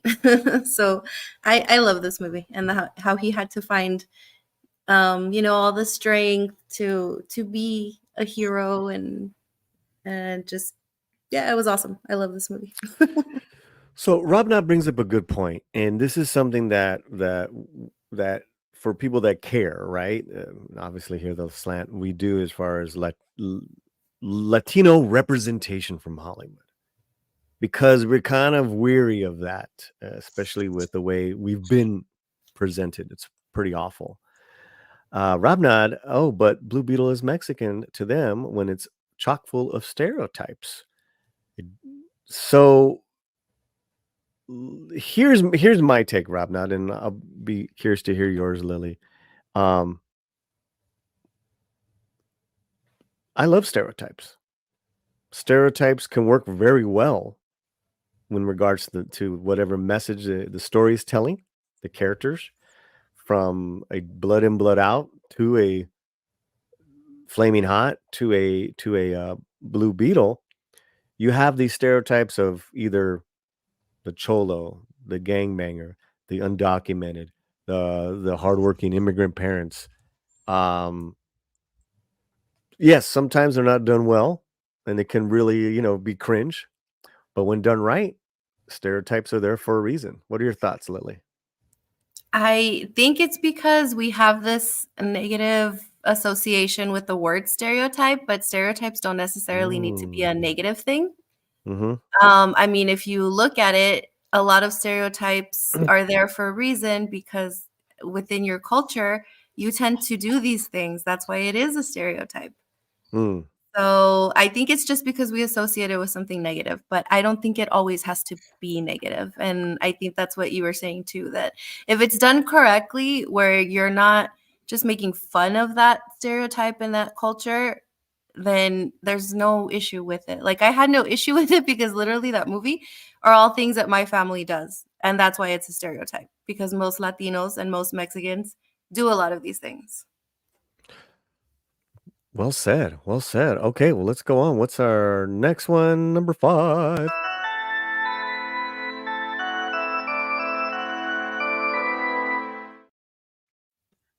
A Million Miles Away. Did anyone see this on the panel? I did. I watched this one. Lily, go ahead. Go for it.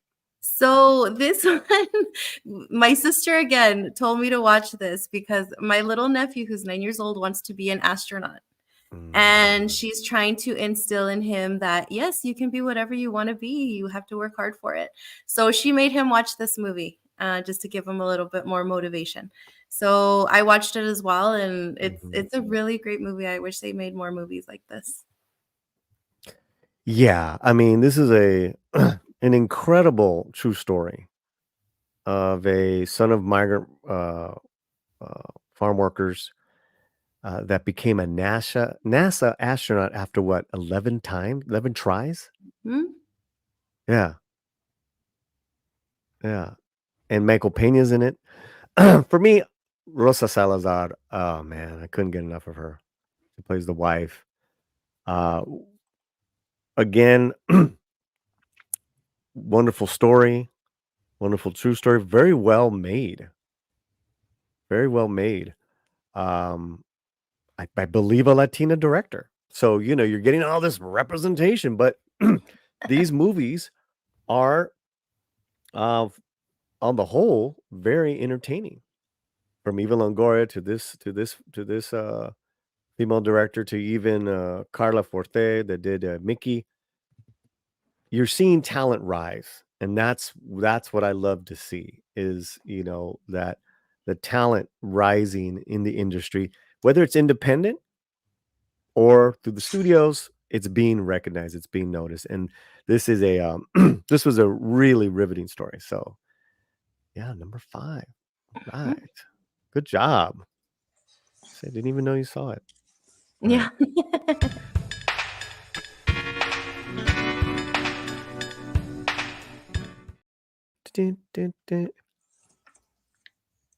The Sound of Freedom. Ooh.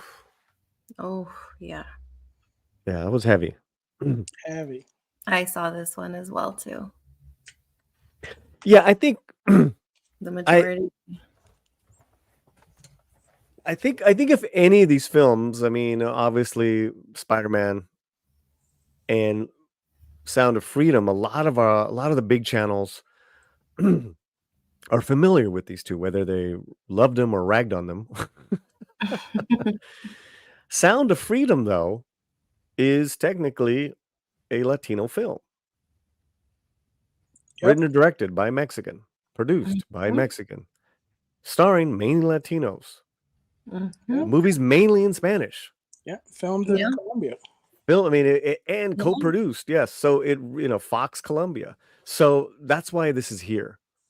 Besides it just being, a completely, great message film, a very, very well done film, and I love Caviezel.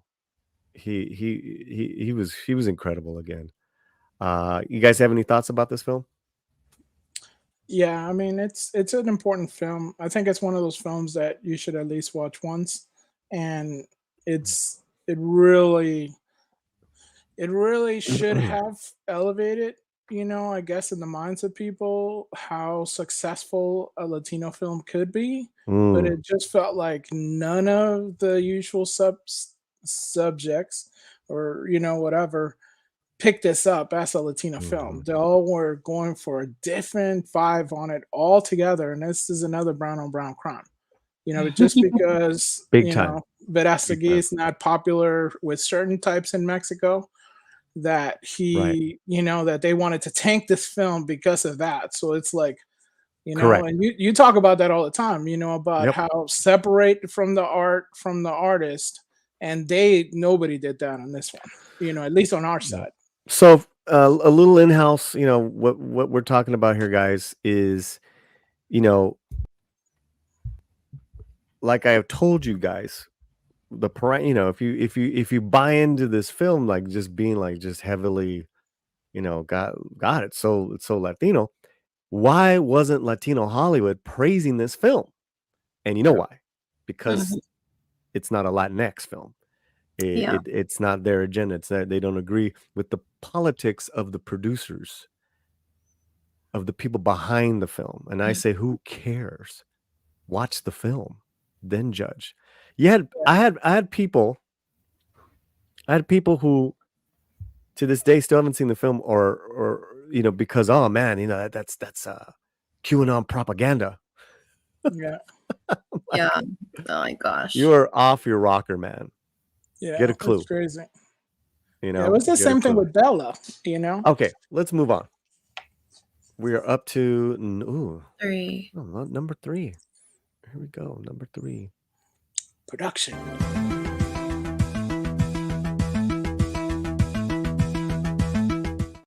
An Evil Lurks. Anyone on the panel see this? You. I didn't see it. Nope. It sounds familiar, but I didn't watch it. Oh, wait a minute. I know what happened. My headphones went out. Oh, but we can hear you now. Let's try it again. Hello. Hello. You saw it. Can you hear me? Okay. I don't know what. Oh yeah. Headpiece. Give me a second. Remember, Lily, it's the one with the Argentinian one that it's they're out in the countryside. Hello? Oh yeah. We can hear you, Polly. Yeah, I couldn't hear you guys at all. My computer just flipped out on the sound connections. Okay, go ahead. We're number 3, When Evil Lurks. Yeah. I didn't see it, but I think I wanted to put it on my list to watch it. Yeah. So that's pending. Yeah. Yeah, no, that's So this When Evil Lurks is a co-production with Shudder, American Shudder, and Argentina, which is why this is on my list here. It made my top 10 of best films, period. It's the scariest movie I've seen in years. It's the most disturbing, and just well made. No Americanized, no like Hollywood, horror gotcha, jump scares, none of that. But when the violence doesn't come up, the violence is just like you're haunted after the fact. Wow. So yeah, I've we've reviewed this. We've talked about this film. Fantastic horror film. Love the actors. Love the look and feel. The cinematography. Technically, the director here is in another film on my top 12 list. Damian Rugna did a really good episode of Satanic Hispanics. So Nice. he's on both of them. So there you Yeah, go. he's doing great. He's rocking the year. He's rocking the year. And he's got a film before this called Terrified. And that is creepy as F. Dude just has the thing for the horror, huh? Yeah, he's got that horror on, guys. Dawn of Mutilation, When Evil Lurks, hard stuff, but I liked it. Nice. And Sander coming in. The porn version will be When Evil Jerks. Oh my God. Hi-oh. Hold up. Wait a minute. Something ain't right. Hey, we do have a new poll really fast, voting poll. So vote now, guys. 30 votes. What movie do you guys want me to see this weekend coming up? Ooh, it's a battle between Ferrari and We Have Movies at Home. Like, I didn't even see that. If I had seen that, yeah, I wouldn't have picked that, dude. Because I'm like, the whole point is to go out of the theater movie reactions. Anyways, Rob Nod used to watch Shudder for Beyond Belief. Did you like Shudder? A lot of people like it. Shudder. A lot of people like Shudder, yeah. A lot of people like Shudder. Rob Nod, thanks for joining us, buddy. Yeah. And to the 35 people live in the chat, make sure you smash the like. And I'm here joined with 300 Mirrors, Fletcher Williams from Midnight's Edge Espanol. Make sure you subscribe. To all of us. Happy New Year's Day. If you guys are hungover, hang out with us for a little while longer. Coming up, what to watch in 2024. We're now at number 2.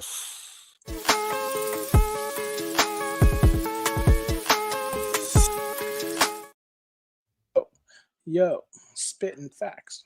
Spider-Man Across the Spider-Verse. I saw this movie 3 times in the theater.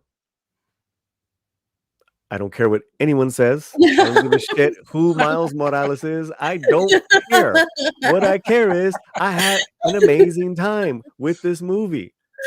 I don't care, Chris Gore, that you thought it was a bad ending. It's called a cliffhanger. Part 2 of 3. It is a 3-part movie. If you're crying over this ending, then it speaks to other problems you may have. This ending was incredible. Gwen getting the band back together with old characters and a couple of new ones to go save Miles in a different universe. How is it not a great cliffhanger ending?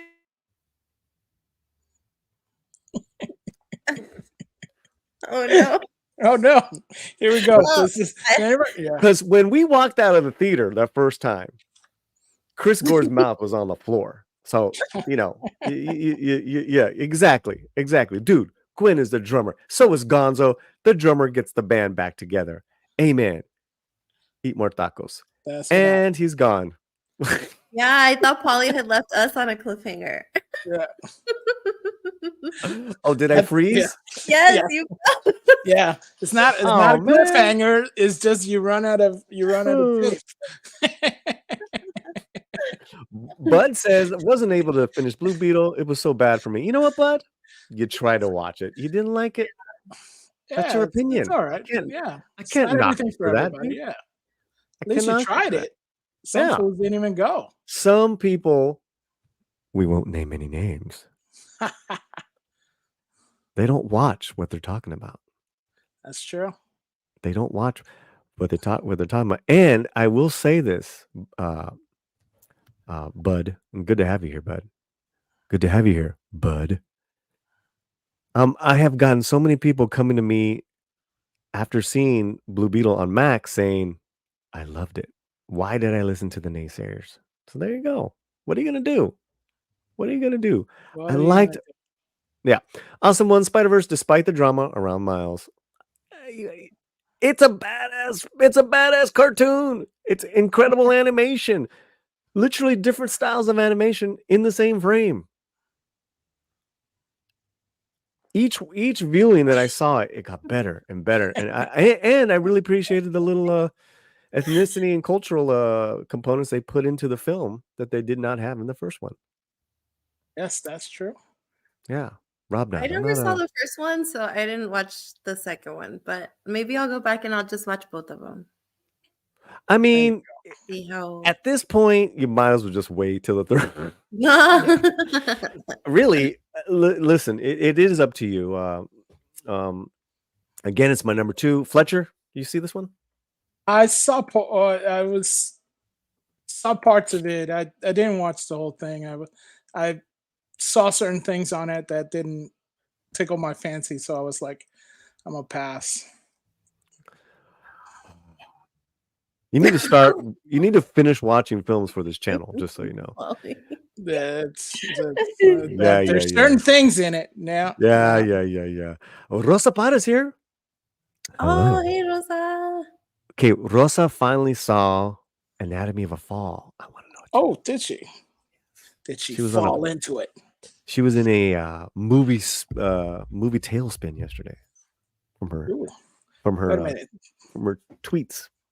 Oh, I was gonna go movie Tailspin. I'm like, there's a new Tailspin. Yeah, more woke than the first one I heard. Yeah, Spider-Man. I saw parts of it that was like that. Yeah, I agree with that. I agree with that statement. And so, I mean, it's a whole different argument, and I don't want to. I want to finish my top 10 because we could get bogged down on the woke. Yeah, it's just top 10. All right, here we go. Here's my number 1. Dr. Gonzo, drum roll.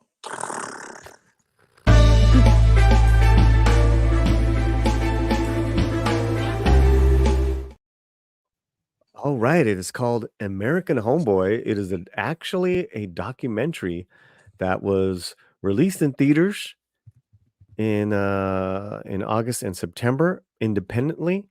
It was produced, created, directed, all the above by Brandon Lauren Maxwell of the Daily Chella. He put this together throughout the course of the past year. It's with interviews from the past couple of years. What American Homeboy is a history of Chicano, lowrider, fashion, and cholo culture in America over the last 100 years. Someone asked me, there's a couple things, and Rabnod said something to it in regards to stereotypes, and Lily said this so well. I was asked, what is the best film that represents Latinos and Blacks, last year, like in your opinion? And I said, well, Latinos, it's American Homeboy. Because it is about us in America. And all these misconceptions and all this pride in this culture. It was just so I saw on the big screen and I was just so impressed. And I was also at the same time very, very full of pride. Because I myself, I didn't come from, that hard background like some of my cousins did. But I'm very much, connected to a lot of these cultures. And I'm a fan of lowriders and the fashion. I'm a fan of more of the Chicano intellectualism that came out of the Zoot Suit era. And that kind of spawned different movements in the 50s and 60s. So this, to me, is one of the best. It's probably the best portrayal of U.S. Latinos I've ever seen. Granted, it is a documentary, but the storytelling is so authentic. It's so on point. There's nothing victimy about it, hokey about it, over the top about it. It's real, it's true, and it just lays its story out. And it's extensive. The archive footage just blew me away. It's called American Homeboy. We have several reviews of it here on the channel, as well as an interview with the director. Fletcher or 300. Did you guys see this? It's on my list to see. Yeah. Yeah, I didn't watch it, but I think I'm gonna give it a watch. Yeah, it was something I was like, I really wanted to see it in the theater, and it was gonna start playing back east when we were back east, and I didn't get to see it on that one. I was disappointed, but I'm excited to see it. You know, when I'm able to see it. I guess I gotta download the app. Yeah. The Lichella app. Yeah, because for me, it would be interesting watching this because I really didn't grow up with this as part of our culture in our family. So it's kind of different for me. Like I don't know how to say it really, Just say it. but yeah, we didn't grow up with like the cholo culture and those things. No, we didn't. That's not right, eh? We didn't. I think that was probably one of my dad's goals when he brought us all over here was he didn't want to get us involved in a lot of things like that. So Sure. yeah, that's just my dad. That was my dad, and kind of our whole family just kind of followed that too. So I didn't grow up with any, like, none of my family members were really into that culture. Like I see it a lot, of course, where I live, Yeah. but not in our family. So it'd be interesting for me to watch this and see and kind of see it and see what I can actually relate to and what I can't. But yeah. You're gonna be blown away. You're gonna be blown away because it talks about what you said a lot. In fact, they have a retired gang specialist, cop, Latino, that they interview with all these guys. So you're getting all of that, what you just said. And it goes back, like I said, 100 years. So yeah. No, and it's great because a lot of us, you know, growing up, you got a lot of that. Like you don't want to be affiliated with them, right? Well, who are them? Them are our cousins, brothers, sisters, relatives. You know, they're definitely neighbors. You know, if you were living in the hood at that time. So that is my number one film for you guys to see as far as Latino Films 2023. Absolutely stunning work. What I find very, very interesting is Brandon Lauren Maxwell. His next film, I believe, is going to be a scripted movie. Oh, cool. Yeah, and I can't tell you the details. Actually, I can't. I will tell you that a few of directors that I know are all working on some exciting new scripted movies to come out in the next couple of years. Cool. So yeah, that is it, guys. Rob MM, what's up, Rob? Movies get a second chance on streaming and cable. Forget movie theaters. Yeah, you get a lot of sometimes watch movies at the theaters. Yeah, it's not the same. Theater experience is so cool. Yeah. Some movie. Yeah, I mean, even this movie I saw in the theater, American Homeboy. It was just like, yeah, that's what I wanted. I wanted it to see because I know that he had streaming and stuff, but I was like, because I still haven't watched the Godzilla because I only watched parts of it. Yeah, because I want to go see it in the theater. I want to go see it in the theater. I mean, I have the video, I have everything, but I could watch it anytime I want to. But I want to wait till I go see it in the movie theater, and it's like it's one of those things where you're like, it was the same thing with American Homeboy. It's like, oh, I want to go, and I just couldn't get the time to head out there. Sure. and go see it, because you do want to have that theater experience with some of these things. And plus, it's good because you're around other people who also want to check it out. You get, I mean, in Endgame would have not been as fun without a ton of people cheering, like when Captain America, or got the hammer, or when On Your Left comes out. Certain things like that. You wanna cheer with people, and that's. Sure. I mean, it helped Blue Beetle with us because we were in a theater with other people, and my wife was there, and we were like, "Oh, Yeah. cool!" Certain songs came on, and you were like, "What?" Yeah, a lot of great songs in there. It did help. I think Yeah. it would have been a little diminished to see it first time, like on video. Well, a lot of people are discovering Blue Beetle on Max. I'm telling you. Yeah. We went over this. Warner Brothers did Blue Beetle dirty as far as marketing. Here's the list, guys, and our friend Bud Badensner. Oh gosh. Do you guys always watch Spanish movies? I like them a lot. Always? No. A lot? Yes. And a couple of these films here on my list are in fact in Spanish. Cassandro, Satanic Hispanics is half. Radical, all in Spanish. Yeah. Mickey, all in Spanish. Frown of Freedom, majority Spanish. Majority Spanish. Yeah. When Evil Lurks, Spanish. It's just that these films here had an American production connection. They weren't foreign films. So if you're thinking like Almodovar from Spain, that would not be on this list because I'm mainly concerned with the U.S. Latino productions. But that being said, there are a lot of films here that happen to be in Spanish. Now that I think about it, geez, 1, 2, 3, 4, 5, 6. That's a lot. There you go. Half of them. Is Homeboy a documentary about Polly? Yes. How'd you know? I knew it. He shouldn't work for Massa. Nice. Nice. Starting the year off with the dad jokes. We love the dad jokes. Nice. Jonah Hex, I grew up in Venice, but my school was Culver City in Mar Vista in the late 70s and early 80s. So I did. Yeah, man. Listen, those neighborhoods he's mentioned, there's raza and all, and everyone he just mentioned, there's homies there.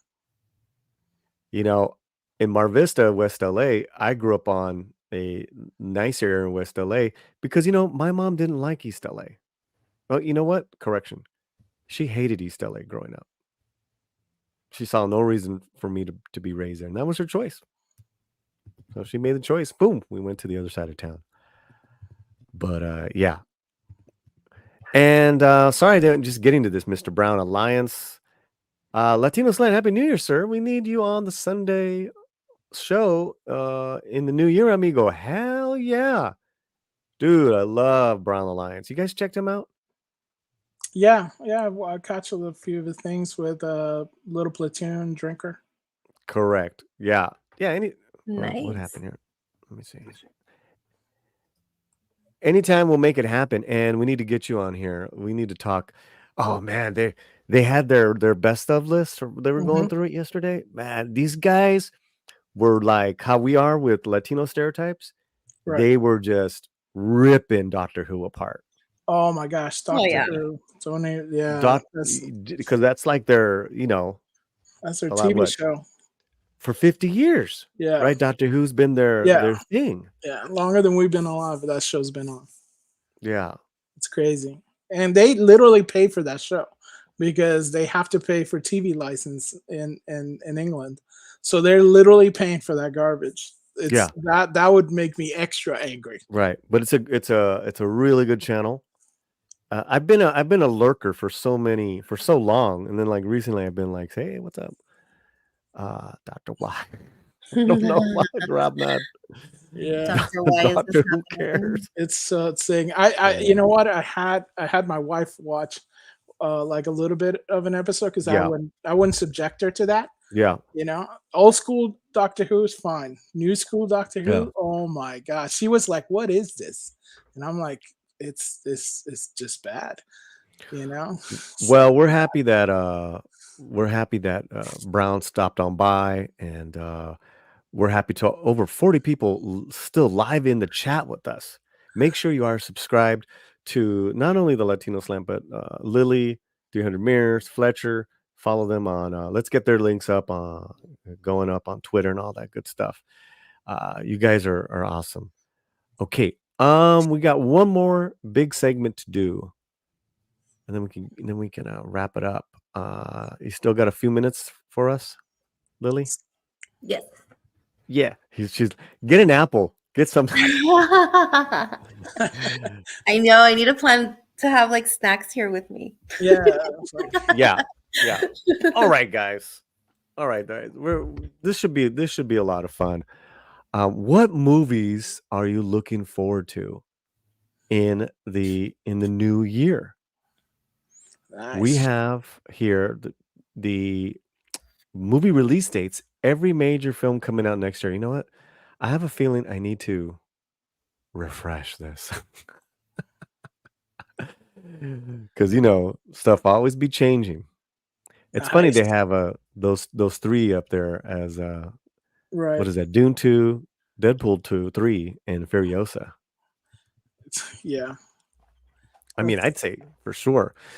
But what do you think? Can we go month through month? If you see something, just shout it out on the panel, please. Cool. Let's All do right. this. Let's do it. All right, here we go. January 2024. Oh, The Beekeeper. I saw the Yeah. trailer for that, and I really want to see The Beekeeper. Yeah, I want to Really? check that out too. Yeah. It's Yeah, Jason that David looks Ayer, fun. David Ayers, Yeah. director. Yep. I have to tell you, I'm with you on that. Also, too, I have to see Society of Snow. What is That Society of Snow? true story. It is about that. Was it a rugby team that crashed in the Oh, that's Andes? right. Oh heck no! This again? Well, No. no. Listen to me, Way. This is in Spanish. This is a whole Spanish cast, and from what I hear, Sin saw it. I think it's her top film of the year. Mm, She got an advanced screener. She's fancy. Oh, nice. that's great. ¿Se van a comer todos or what? Shh. Wow. Oh my gosh. Let's move on to February. Okay, so those are our choices. Top two Yeah. choices there. The Beekeeper, For Society of January. Snow. What do you got in Um, February? Argyle and Drive Away Dolls. Tell us about Drive Away Dolls. Who's in it? You think you're gonna Holly, get to shit be right honest, now? I don't even know what this movie's about. I just know Pedro's in it and it's funny, so I'm gonna watch it. Did you see the trailer? Yes, they did. The trailer looks funny. It's like two girls. They're on a road trip, and dark, funny shit happens, and they run into Pedro Pascal. Annie Gonzalez is in this as well. She's from Flaming Hot. That's on my list as well. What else? How about you, Fletcher? Argyle. Yeah, I mean, I was definitely not excited for Madame Web. That's for sure. I'm actually thinking about Argyle because it looks funny and fun, and Okay. it might be something I take the wife to. Again, these are major releases, guys. Not like Yeah. Yeah. That looks small, fun. I wanna see that limited too. releases. Yeah, Henry Cavill too. Yeah. it's got a cast. Yeah. Cast. Okay, all right. So those, I want to see Madam Web. I don't care what you guys say. Yeah. I don't give a shit. So those Go check it out. are It's gonna be great. Austin Butler, Dune 2. Yeah, Kung Fu Panda. Oh, and Back. Ghostbusters. Yeah. Ghostbusters looks good. I mean, these are some big films. Yeah, as far as general audience, these are big Yeah, films, guys. All blockbuster. 4 of these are big films Yeah. for general audiences. Why would they put them so close together? But I guess, so They're different. They're general audiences, but they Yeah. are different markets of the different segments of the general audience. And that's just my opinion. I guess. Well, I know there's like Rasa's gonna go see Dune too, for sure. Rasa's gonna go see Kung Fu Panda like in droves, and Rasa's gonna go see Ghostbusters. So Rasa's gonna see anything every week, so that is Yeah. true, but these are all you're gonna take your kids to too. I don't know about I mean, Dune it's big. 2. I think they might Yeah, because they see it as true. Well, I Mm, think Dune 2 now because of Chalamet and all. Yeah. yeah, it's got. I mean, all the kids are gonna be like, oh, it's got Zendaya, and That's Chalamet. true. So That's true. all the girls who normally you're not like all your little cousins who you normally would be like, no quiero ver nada. They're gonna be like, oh no, Zendaya, oh Chalamet, So it's like even like your annoying little cousins are gonna want to go see this. and Austin So Butler. You guys in the tremenda. chat, make sure we are starring your comments. So let's we'll read your comments when we get to past June, midway. How about that? Mid-year we'll get to your comments. So keep on all right. So yeah, listen, I think there's some good stuff happening. I think there's some interesting movies that are out on big release, on major release here. Let's go to April. Oh. Oh yes. Whoa. Oh no. It went from oh yes to oh no. Oh no, real quick. Why do you say oh no, dog? What? Why are you hating? Are you a Snyder Bro hater? You talk Well, about Zendaya. I'm gonna go see Godzilla and Kong because I love those movies. Okay. Yeah. Okay. For sure. All right. All right. And What I mean, I about, already committed to watching Rebel Moon, the first one, so I guess I Okay. might as well finish watching. All the right. second. This is like the goofball cut. Yeah. Yeah. I'll see it. They're saying a major release, but it's Netflix. Yeah. I guess it's major. I guess it's I major. guess because it's Zack Yeah. Snyder. It's major for Netflix. I'm gonna see it. I'm gonna see all these films. I guess. But do we know about challengers? I don't even know what that do is. not What know is what that that about? 3 players who knew each other when they were teenagers compete in tennis tournaments to be world famous Grand Slam winners. It ignites old rivalries on and off court. It stars Zendaya, Josh O'Connor, and Mike Feist. There even is a threesome scene.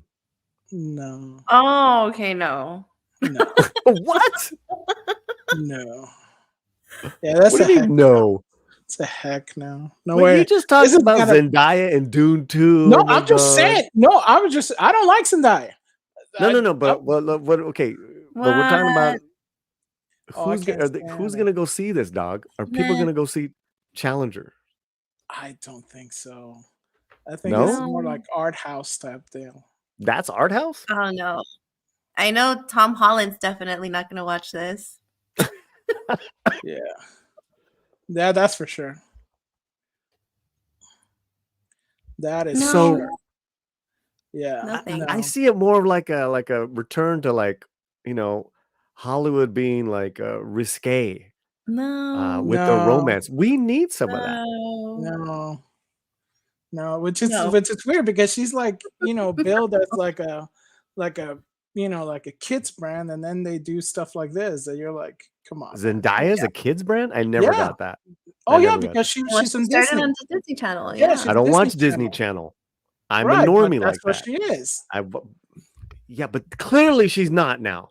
Okay, she's Clearly, yeah. Spider Woman, Dune, and Yeah. now she's gonna take her chonies Yeah. off. All right. So what do you want from me? No, they do this all the time. It's like the chicks that get out of Disney, they gotta go like hardcore like 5 seconds after that. It's like, whoa. This is hard. I mean, this is what Hollywood used to do. These types of. No. Yeah. Wait a minute. Exactly. Thank you. I heard she's pretty risque in Euphoria. Yeah. She won them awards. So yeah, I don't know. Yeah. You guys are being a little no. too conservative here. Yeah. That's I what it is. purposely stayed away from Euphoria because it's. I mean, Yeah. it's not. That is not for me. I think because I think Yeah. they're like all in high school and stuff. So that's not something I'm gonna be watching. That's not. Yeah. It's Okay. like, It's not for All right. me, bro. I think It's not for me. Challengers is gonna. It's got to. First of all, it's got to be good, right? It could be a. Can I finish? I know how you already told us how you felt. Fucking. All right, I got it. If it's done well, it could be like one of those sultry kind of romances gone bad. And Hollywood used to do those films very well. Okay, they've lost that touch in the last couple of decades. All right. God, who knew we would like argue over this one of all things?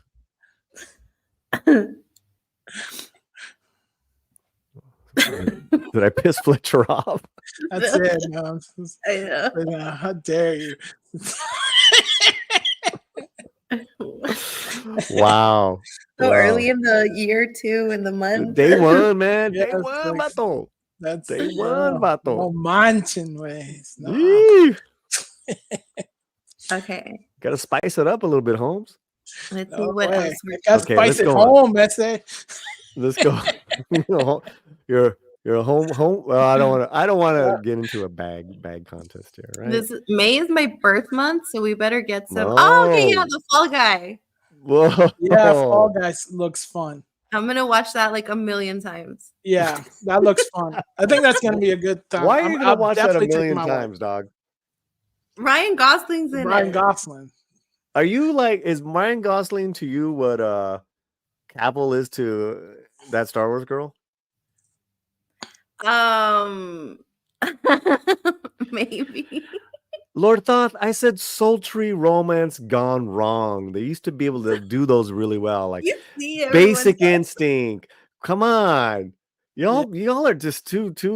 It's What's up because with no, I think it's because okay, we'd have to watch it first to kind of see Yeah. why that scene is necessary in that movie. Right, and why they want to push that scene. Yeah, why they want to put that in there. Right. Oh my God, what a bunch of prudes you guys Yeah. are. Yay. Get out of Anyway, here with that. Yes, we're Yeah. gonna go see Ryan Gosling. in Oh the my Fall God. Guy. Yeah, Yeah, we're and gonna see then the Fall Guy. in the That's same it. tone, Lily wants to see Gosling off with his shirt in every scene.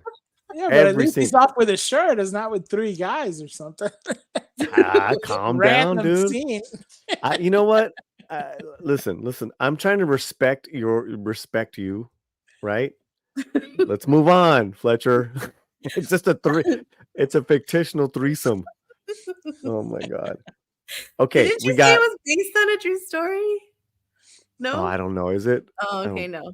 Fall Guy, Furiosa, the Mad Max saga, Kingdom of the Planet of the Apes, the Garfield movie. Wait, You know what? Oh, Garfield. okay, so that's King Kong. Oh, that's King That's Kong. actually Yeah, that's yeah. actually a pretty good month. You know what? I would actually go watch all of these. I know my sister wants to see the Garfield movie. She's a big Garfield fan, so I'm gonna definitely see that.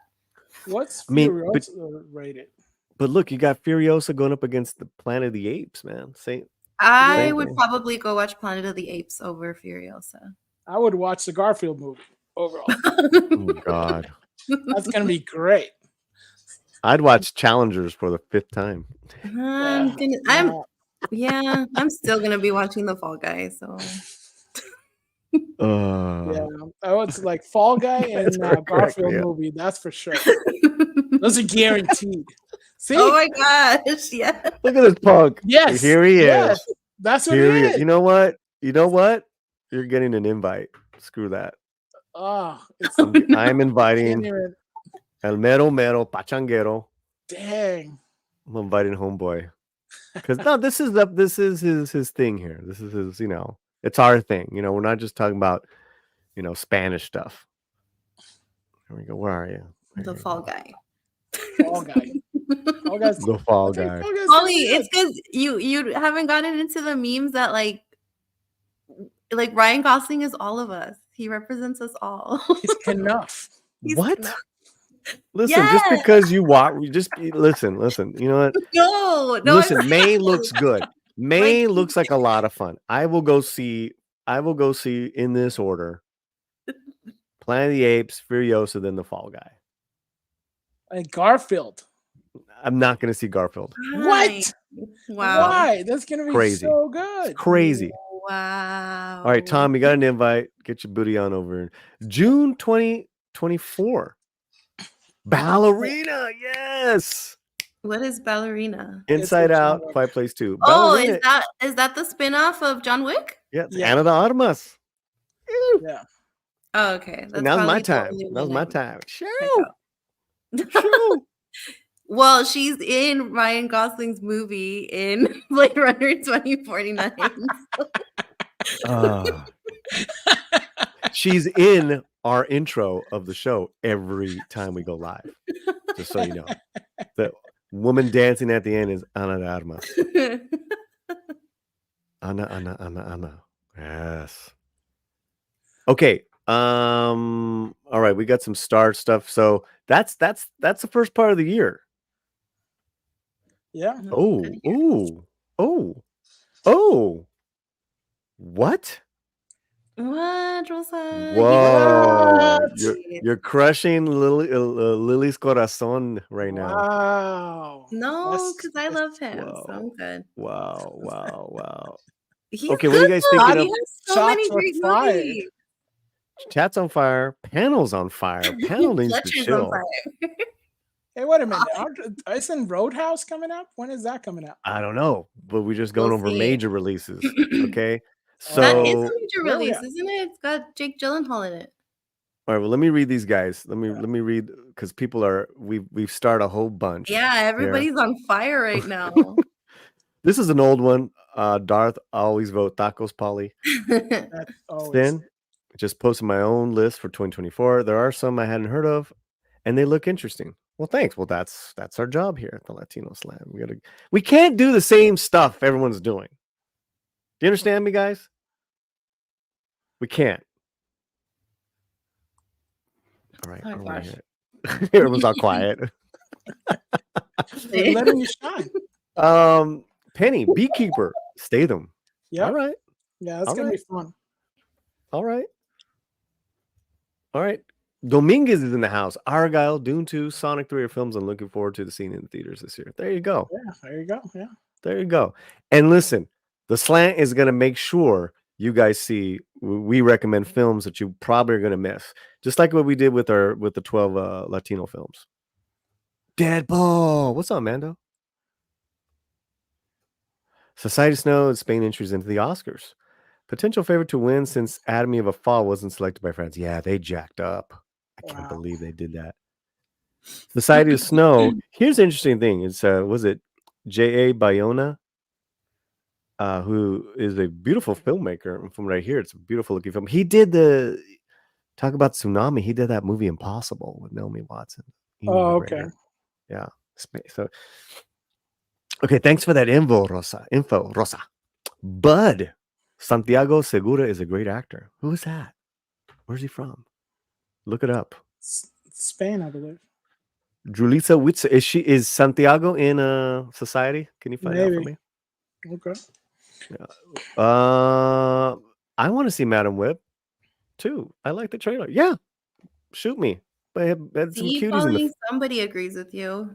No, there's some other people too. That it's not just one person. Like, Sure. Paulie's about to kick us out of here. Hey, the player hate here with this Latino panel is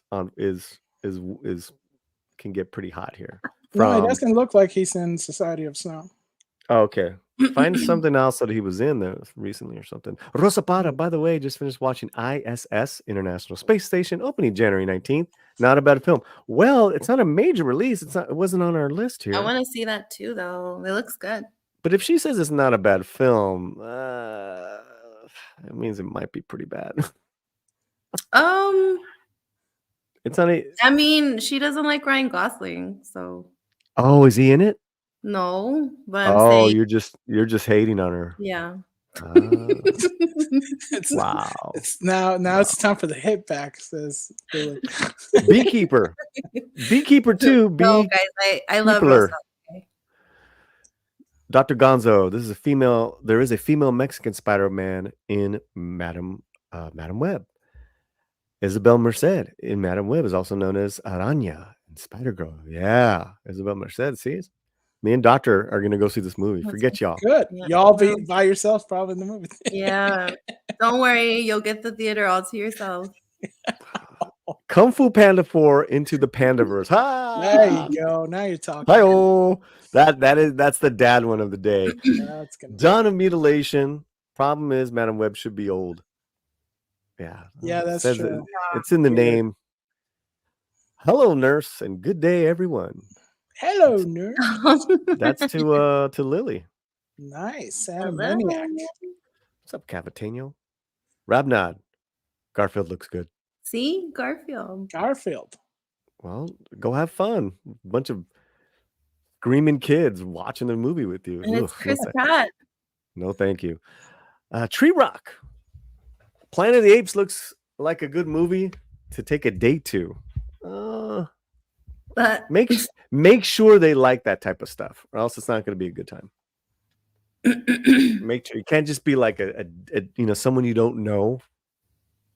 You got to know their taste. You know, when they're a date night with a girlfriend that you're in a relationship already, or boyfriend, whatever you're into, I don't give a shit. Someone you know well, yeah. But if you're going on an early date with someone to a movie, I don't recommend actually going to a movie right away. Coffee shop, definitely best date. Coffee shops, talk, work up to food. Yeah, museums are great. Took my Okay, wife to a all right. museum. Calm for the down first there. time. Calm down there, Great place. J. Paul Getty. Sander Hammerslag, Furiosa will make $1 billion. The normies don't care. Remember the previous movie, Latino Slant. Fury Road. You think it's gonna make $1 billion? We're just Yeah, I being don't know funny. about that. I no. don't think it's gonna make $1 billion. Tom will watch Furiosa. Did Chom chicken out? I haven't heard from Tom. Yeah, I think he went to get tacos probably. Yeah. All right, brother. All right. Lily dreams that she's Eva Mendes and married to Gosling. Is that true? You Are you see that why much he's of a simp? No, you see why he's even cooler than that? He married a Latina. He's based over here. Yeah. Eva Mendes. I miss her in movies. I miss her. But I understand she's raising her family. I totally get it. She had a run. I'll watch Inside Out for sure. Okay. Deleted scenes. Hail all. Been listening in while running errands. I definitely recommend When Evil Lurks. Haven't watched much television. Like Reacher was mixed on the Malaysian airliner crash documentary. Ooh, Malaysian airliner crash documentary. I don't know about that. That's the one where they went overseas and everybody doesn't know if it's what happened to it. Cheer for all. Julissa, I'd watch Garfield before Planet of the Apes. Okay. See, Garfield. I may see challengers for review purposes, but I'm not in a rush. Not in a rush. Not in a rush. Well, I think I just got in trouble. Hold on. Madam Webb should be like 90 in a wheelchair. Just saying. Yeah, pretty much.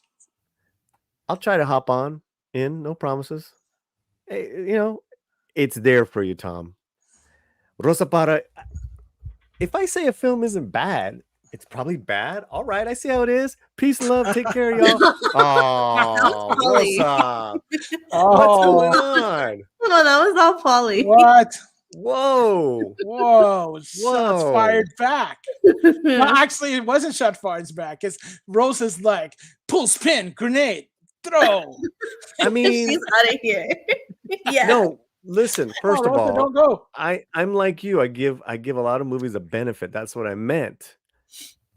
But like I didn't like the way it looked. And if you're saying like, oh, it's not bad, I'm like, oh, that doesn't give me Rosa, a vote of confidence. But don't go. See how Latinos are, man? We get fiery. I know. We get fiery. Ooh, 49. Deadpool 3. Okay, let's move on. What to watch in 24? God, I hope she wasn't really offended. Did I get any messages yet? Oh, She shit. can't be. Oh, he's checking messages. 47 people still live in the chat, hanging out with us. New Year's Day, all is quiet on New Year's Day. I'm here with Lily, 300 mirrors, and Fletcher. Dang, I get the And quiet. Fletcher. I know. And Fletcher's on fire today. Fire. Yeah. Okay, what do we got here? And we will start starring your comments again when we get to the end of the year. What to watch in 2024? July. We're up to July. What do we got? We have Deadpool 3. oh, that's it. Of the major releases. Okay. Yeah, I think we're all in agreement there. All right. But will Deadpool 3 make more money than Despicable Me 4? That's the thing. I don't know. I can't imagine. You can't. I No. don't know. Really? Could. I mean, maybe. July? Kids? There's not Oh. much out there. So Unless isn't this going to be play. R or PG-13? That who knows? I mean, I'm thinking like a normie for general audiences. It's going to be the Despicable. What do you think, Lily? I don't know because it's already like the 4th part of Despicable Me. That's a lot. I don't know. Hey, really quick, guys. 62 likes. That's amazing. If you haven't liked the stream, make sure you do, and also to vote. Hello to everyone in the chat. You guys are fantastic. Let's go to Fletcher. Yeah. I'm kind of worried about Deadpool 3. Mm-hmm. It's one of those things where it's like number 2 was I thought they were trying to do too much, and Deadpool 3 they're throwing a kitchen sink, which is fine if they're trying to make it work, and hopefully they can try to make it work. Like you said, in Spider-Verse, they were able to do all kinds of stuff and they made it work. This is what hopefully they will do in this one. But it's already, it's rated R like the other one, so it's kind of like, I'm limited, can't take my wife to go see it, so you're kind of like limited on certain things. Okay. I'm gonna pause everything. Almost 50 live people in the chat. Live. Rasa coming back together. See, I hate brown on brown crime. I love brown on brown kind. I don't know. I was trying to find what to rhyme with. LOL, homie. My skin is too thick for that. I only value opinions from those I respect and admire. Perhaps why it stung a bit, but I'm over it. Oh man, I didn't mean it like that. I hope you have a great, wonderful New Year's Day. Yeah. Yeah. So now I feel like shit. What'd you say, Polly? Now I feel like shit. Being on the very first day of the year. No. Hey, I mean, I'm just I'm being my authentic self, yo. You should have ate less huaraches. And it was the huarache. Blame it on the huarache that was far away stinging. You guys talk amongst yourselves. I'm gonna take another bite. Huaraches. I don't know. What do you think, Lee? You think Deadpool 3 is gonna put it all together, or is it gonna be too much? I mean, they're talking about multiverses. It's gonna collect to Loki. It's gonna do all kinds of stuff. Yeah. They're gonna bring the X-Men in and all the X-Men, and it's. I mean, they got they got all kinds of stuff. Like a mess, though. Yeah, that's what I'm worried about. I fear that it's gonna be a little bit. I don't know. Too convoluted to make sense. Hopefully it can come together, but it could be too much. Ready Player One. I guess we'll see. We'll see on that one. Yeah, I mean, hopefully it can come together. Ryan Reynolds, if he's allowed to ad lib, and with Hugh Jackman's a phenomenal actor, and if they get everybody that supposedly is in it, to actually bring it together, then it could go both ways. So I guess that's the fun part of this one. It's gonna be we'll see, because it could either be awesome or it can just fall apart real quick. All right, let's move on. August 2024. Borderlands, Alien Romulus, Craven the Hunter. Oh, this is Oh. gonna be me. I'm gonna go see Craven the Hunter. I don't even care. Okay, Yeah. why is that? I- Who- It's it looks Say it. Say it, Lily. You know why? You know why? whatever. Homeboy is gonna, you know, he works Aaron out. Taylor Johnson. Yes. It's Craven time. Yeah. I know it's probably gonna be really bad. I don't care. Yeah, this is an unusual. Why? It's kind of like, And why was it another made? You know? Yeah. And another Alien movie. You know what? I've been enjoying the Alien movies, so I'd probably go watch that too. I know a lot of Yeah. people are so over it with like Prometheus and all those, but I actually enjoyed them.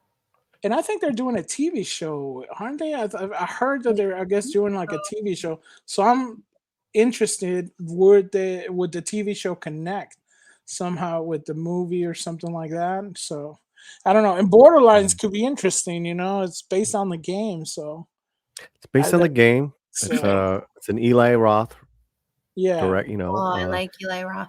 yeah. looks like a fun cast. That could be a sleeper. That could be a Um, sleeper because Eli Roth can make stuff on the cheap. Yeah, I just was not a fan of Thanksgiving, man. That first half hour was good, and then it just went really bad. It was really lame. Well, it was a trailer made into a movie. They could have tightened it up probably a little bit more.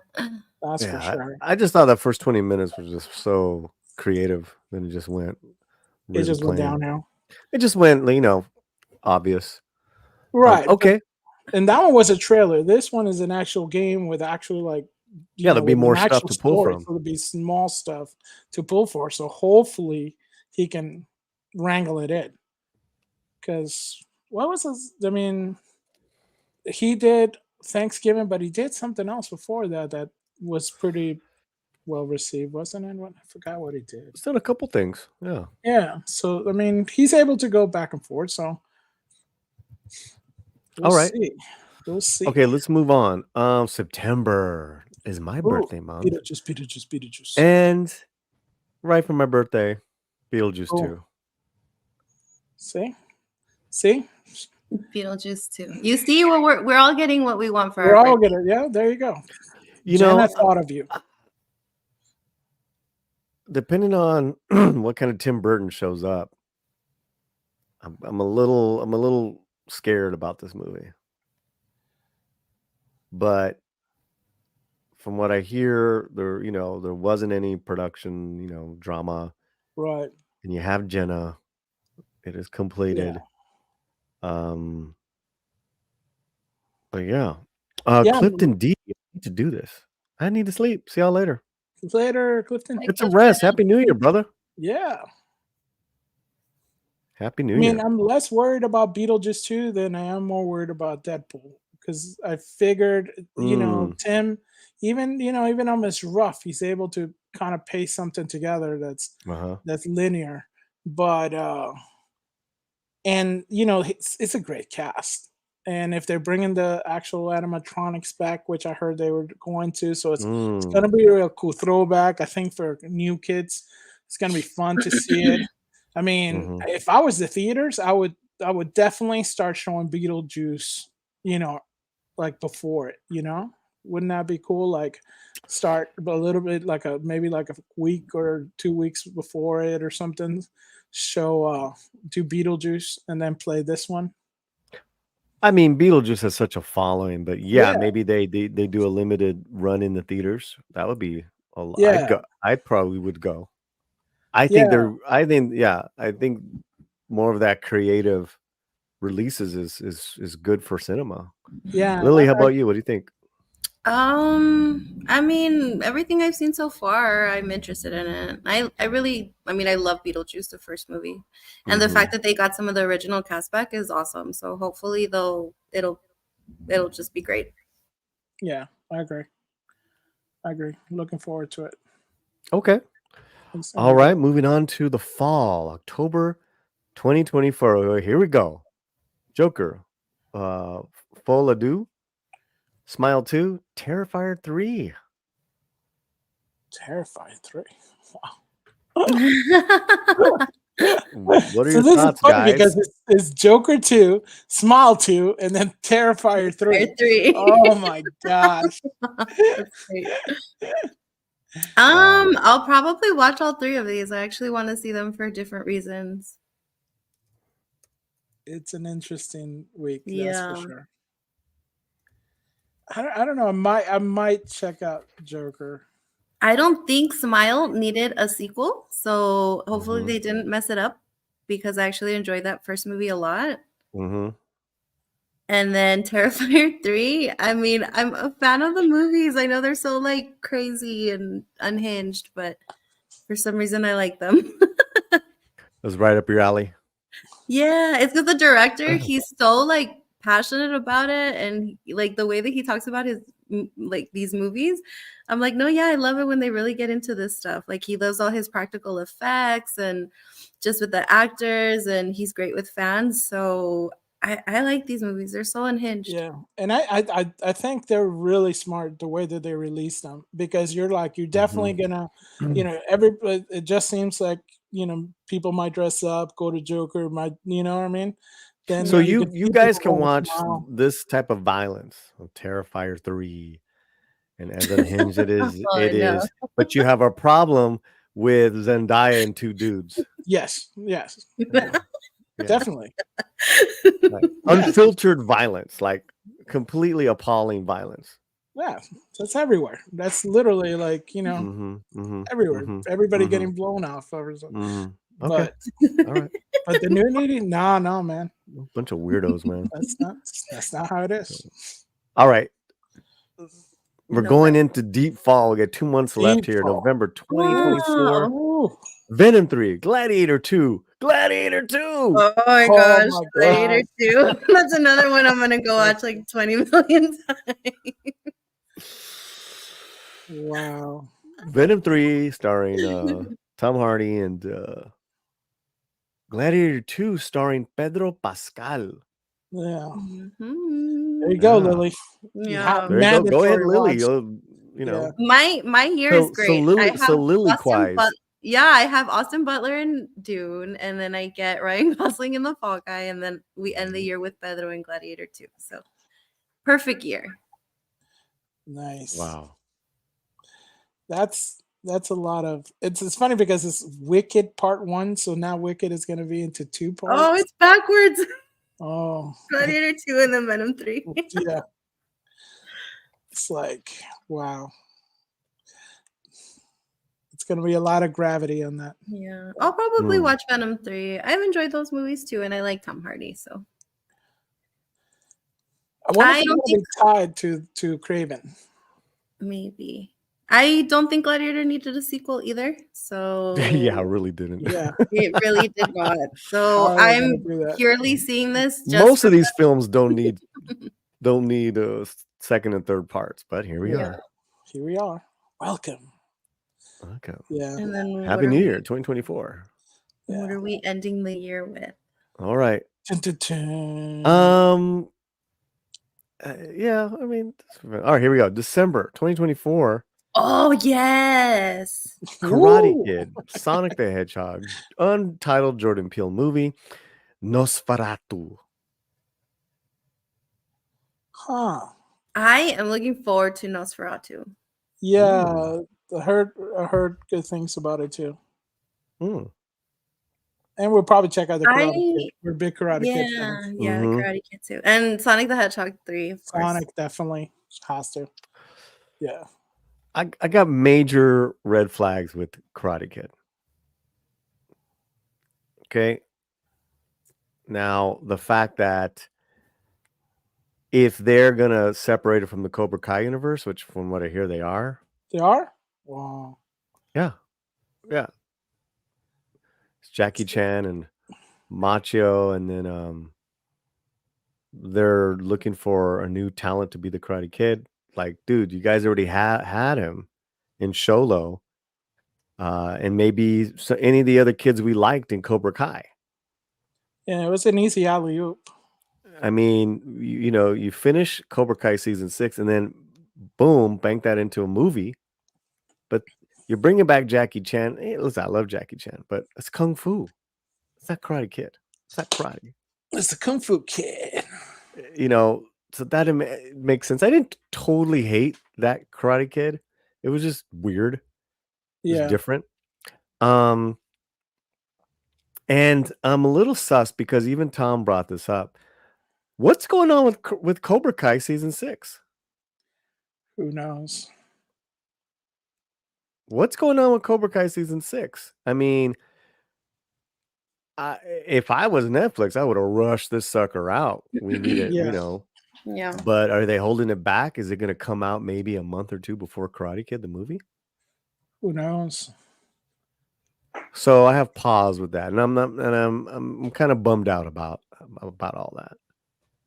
I want a Cobra Kai movie, but let's face it, Cobra Kai the last couple of seasons was getting long in the tooth. They really need to wrap it up. Yeah.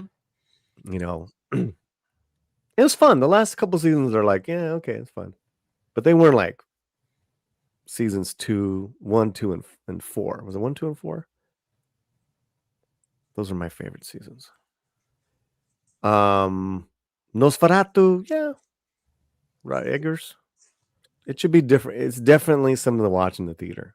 He has not disappointed me as a director, so I'm really looking forward to this. And it has Bill Skarsgård, who's done some really great work too.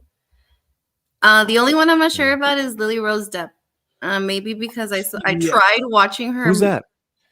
Johnny Depp's daughter. Oh, I tried watching her in The Idol, and that TV show was so awful. It left a bad taste in my mouth with like how her acting is. It's so bad. Oh my gosh! If you thought that was bad, you should check her out in Joga Hosers. Oh no, man! So she's the only one that. Yeah, they should have picked somebody better for this. I mean, I don't know. You guys are speaking a different language. And they had even like the girl from Blackpink about. in there, and it's like this so wasted. Uh-huh. I don't know why The Weeknd thinks he can act. But. Yeah, and I think that if Mia Goth hadn't been in the new Frankenstein, they should have cast her in this. Wait a minute. That'd be good. Sorry. See, this is what I don't get about this list. I don't think we have the best releases because Maxine is not here. A lot of things are missing. A lot of things. Yeah. Did we get a Maxine release date? Let's look up the news here. 3 days ago, everything we know about Maxine so far. I cannot wait for that one. Yeah, so sorry about this list. They were released in 2024, I guess, but nobody has a date yet. Great cast. Mia Goth, Halsey, Giancarlo Esposito, Lily Collins, Michelle Monaghan, Bobby Cavanaugh, and Kevin Bacon. Yeah. So, well, I guess we'll see.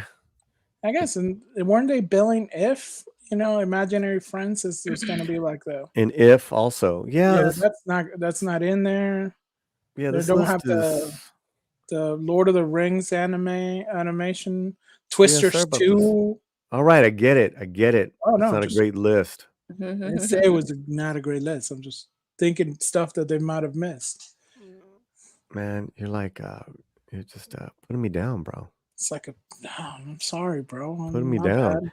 I'm not one of those big channels where I get the correct article. Yeah, I don't know. Who sent me that? Was it Chris Gore? Let's blame Chris Gore. Blame Chris Gore.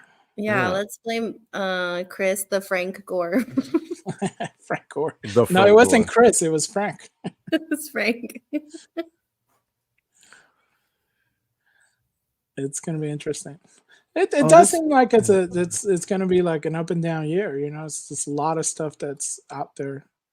So I mean, for people who said that Hollywood was gonna be dry, it seems like there's a lot of stuff coming out. Man, God, I really found it more thorough. This is like we have a thorough, a big you know what? Let me okay, she's gotta go. She's dying here. Lily, say your goodbyes. Sorry, guys. What I'm do you like, got I was going on? What do you dying got going since last night. No, it's okay. Just Well, as you guys know already, so I'm doing shorts at Midnight's Edge Espanol, so you guys definitely need to go check those out. yeah. And then I did one here for Polly too. I took over his channel for a little bit, so make sure you guys check that one out as well. And then you can find me on Twitter or X as 300 Mirrors, obviously. And then I also do have another stream that I do with some really great other women too. So that's Dames and Dorks, and that's every Thursday on the Inside All Day podcast. And then so just check out my Twitter, and I'll let you guys kind of know wherever I'm at. It's great having you here. I think what we're going to do is have this panel every other week here on the channel, here on the slant. We'll figure it out. But I think it's always good to get some brown on brown hate. Brown on brown hate. I think we'll call it was it brownout? Oh no. Yes. And then we're gonna have our segment for Fletcher on Fire. Fletcher on Fire. What was the other one? Brown on brown crime. Brown on brown crime. We got to write these segments down. These segments are gold. And Lily, then, yeah, go ahead. Lily Gosling moment. No, oh yeah. What'd you say? Ryan Gosling. Yeah, God. Lily Gosling out. Oh God. Yes, please change my name on everything. Just kidding. Lily on Gosling. Yes. Lily on And then Gosling. On Polly top of when the side of Polly Gosling. when he goes to watch his movies alone in the theater. I already do that. It's called out of the theater. Apparently, I think I'm Poor gonna watch Ferrari coming up. Oh, nice. People are voting 38% for Ferrari. That one looks cool though. Yeah, people said that. It looks great. Yeah. We need to. Oh yeah, Polly. so you can catch Lily here on the slant. Happy New Year's, Lily. Happy New Year, everybody. Thank New you Year. guys. Well, I started my Adios. year off great with you guys. So Yay! in the chat. Thank you guys. Watch out for that brown on brown Yeah. brown on brown crime. Jesus. Brown on brown crime. Look out for a dog. Dangerous. Calm down. Everyone just calm down. Bye. Go eat. Bye. Bye. Okay, let's read some of your chats, guys. Samuel Jackson, voice of Garfield's father. It is a father. A son bonding movie. Okay. All right. See? Garfield.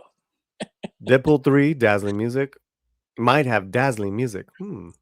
This was probably gonna have a good soundtrack. That's for sure. Lord Thoth, member of the channel. My 3 must watches: Deadpool, Ghostbusters, Dune. Deadpool is R. Oh yeah. Yeah. That's interesting. Yeah. Ultimately, what will be the chimichanga rating for Deadpool 3? Because Wade Wilson loves eating chimichangas. That is true. Chimichangas. Very Latino slant comment there. I hope Romulus is good. I need a good alien movie. Maybe if they follow the cartoon story, it might work. Which cartoon is that? It's the Beetlejuice cartoon. It was really cool. Oh. Yeah, it was very artistic and stuff like that. They followed the daughter around. It was really fun. Oh, kind of vaguely remember that. Yeah. And she went into the warm world and stuff like that. It was really fun. So if they do that, I mean, I can see that with Jenna, and her comedic talent. I do think that they would be that. See what I'm saying? I think it could have really good legs. Could be the sleeper of the year. Okay. Julissa, I like Smile. Oh, wait a minute. Beetlejuice feels like it's a slam dunk or absolutely terrible. No in between. Hoping for the best. Yeah, hopefully, yeah. I really like Smile and agree with Lily. Didn't need a sequel.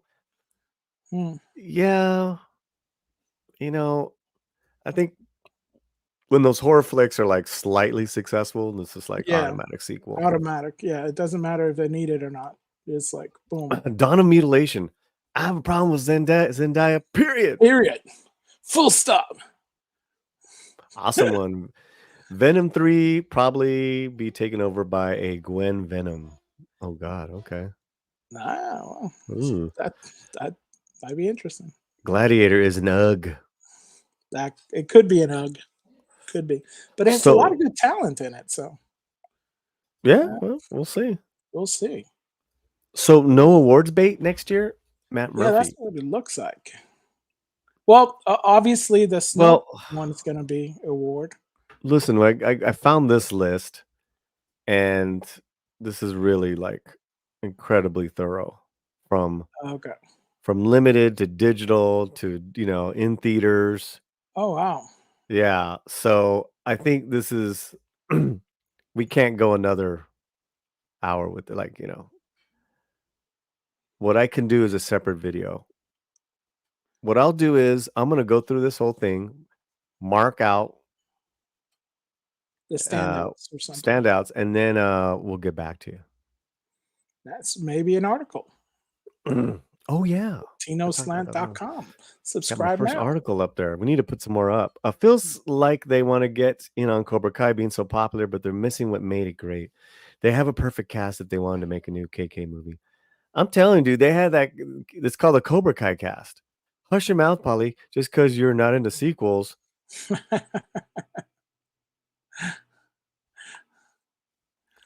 Easy to say in the wrong. background, Tom. If I'm wrong, I'm wrong. But we'll see. Is it a remake of the Willem Dafoe Nosferatu? I have no idea. Yeah, I don't know now either. What Midnight Says was talking about it being a remake, but the Nosferatu was done like 100 years ago. Yeah. The original Nosferatu. It's a 2024 film. It is a 1922 film, and then there was a Willem Dafoe. Ancient Transylvanian vampire stalks a haunted young woman in 19th century Germany. It is the second remake of the 1922 German film of the same name, which is in turn an unauthorized, unofficial adaptation of Bram Stoker's 1897 novel Dracula. Yeah. So yeah, this looks like it's a second remake of it. Yeah. So and it's both basically, they're doing the whole like vampires just full on like, evil creatures. They don't have the romanticism of the right. Yeah. So you got Skarsgård, Nicholas Hoult, Lily Rose Depp, Aaron Taylor Johnson, Willem Dafoe. That's funny that he's in it. Yeah. Well, that's a great cast. Yeah. Great cast. Okay. All right, let me see where we're at. Gina Gershon plays Maxine Borderlands. Okay, that works. That works. It's great. Yeah. Meant the making a version Shadow of the Empire, maybe. Shadow of the Vampire Empire. It's different. Yeah. Denzel in Gladiator 2. Yeah, they didn't even mention what is it? Hannibal. Yeah. But that's not going to come out for a few years. Oh. I mean, it's just announced that it's in development, no? Yeah, I think so. Something like that, especially something like that, is gonna take a while. Hannibal, Denzel. Let me see here, and man, what a great stream we've had. First of the 45 year. people live in the chat still with us. Smash the like. Make sure you guys are still here. The Denzel will lead the charge as Hannibal. That's my doggy barking, coughing. First look deal with Netflix. No release date is on the horizon, but Hannibal will be marching into Netflix. Yeah, it's not even. So this is an announcement of that. It's been greenlit. Cool. Yeah. So it's going to be a few years before we. But yeah, been a great I'm not gonna read that one. Let's see. I want James Bond with Scott Adkins. That would be cool. God, Scott Adkins can move, man. Imagine he the definitely action scenes. he's definitely listen. If that was, I don't think that'll ever happen. No. Just not on Scott. It's just on where they're taking James Bond. But if it was to happen, it needs to happen now because Scott's not getting any younger. And I mean, he definitely looked great in the last John Wick. Oh, that was amazing. That's Yeah, with that makeup yeah, and then that was crazy. yeah. Tina Guzman, Pedro, down. How do you See, really feel? I like how Tina says that now that Lily's gone. Yeah, see, she waited. Okay, what do we got to finish up the show? We've got a couple things here. What do we got, Alright. buddy? So first, you are definitely going to go see Ferrari, right? This week. Okay, let's close out the poll. 61 votes. Nice. All Thank right. you. So thank you guys. Make sure you also have smashed the like and are subscribed. Yes. Subscribing is importante. Now, that being said, we had a huge influx the last few days of subscribers. I'll get to that in a second. Here is the winners. I'm going to go see Ferrari, 40%. That's cool. I'm now excited to see it more so. Cool. I'm more excited to see it. You know? It looks like it's very well done. Boys in the Boat, it's definitely something I'll wait for streaming. Color Purple, I'm gonna wait. I'd rather see the rewatch the 85 Color Purple. Ferrari. Ooh, you know what? Romy might even come and see that with me. She might. Yeah. I now that I think about it, we're physically not available to both go do anything because of all the dogs that we have. Not until the 8th, so I'd have to go alone. Oh, when is that happening? I gotta get on my apps. Yeah, I have see to what get the on my movie. apps. It's probably gonna be night swim or something. It looks decent. It looks decent. I'm just, cinematically, I'd want to see. You know what? Society of the Snow is playing at a movie theater here in LA. Really? Yeah, it's been playing in the Pacific Palisades. Oh, okay. I don't know if it's still playing, but it's Pacific Palisades for everyone. Oh man, it just opened up. What? It's playing close by. Polly's getting tickets live. Oh, you know why? It's January 1st. Oh, yeah. Nice. Okay, guys. Let Society of Snow, guys. And I'll get to your comments in a second. But also to Super Chat, PayPal, if you'd be so kind, it helps the channel out. Happy New Year, everybody. Happy New Year. Society of Snow. Look at that. So it's playing Landmark Theater Sunset, the New Art, Lemley, North Hollywood. Then they get a little further. This is Pasadena Playhouse. So there's definitely, in 1972, a Uruguayan flight crashes in the remote heart of the Andes, forcing survivors to become each other's best hope and best meal. Sorry, I couldn't help it. Oh no. Let's you guys want to I think we should check this out. I think we should check out the. And you also got two big Indian films coming out that came out already. Yeah, we'll talk about Indian cinema in a second. Okay. But Society of Snow, let's check this out. Let's check out this trailer a little bit. What do you say? All right. I have so many windows open. All right, here we go. Also, it's Netflix, huh? That's the thing, is that do I wait to watch it on Netflix, or do I go in the next couple days to the theater? I need you guys to. Right. I can't. I don't think I can finish No, watching this. it's my gosh. Whoa! Yeah. Whoa! This is Whoa! it's gonna be. It's like art. It's like this is hard art. Mm. Wow! But this is something you see in the movie theaters. Yeah. Yeah, look at the big scope. I mean, it's a airplane crash. It's on a big mountain, and got all the elements. People are just so funny in the chat. Definitely a movie not to eat beef jerky while walking. Jesus Christ. We're talking about some real people here that die, right? They eat the dead. We've seen this movie before. Well, this is where it started, man. This is like a third remake of. This is like the third Yeah. iteration of this story. Yeah. Plus, there was I think a TV show or something. It's like, oh my gosh. Well, Ethan Hawke was in it in the live. It was released. Yeah, exactly. Okay. It's like pobre uruguayos. Okay.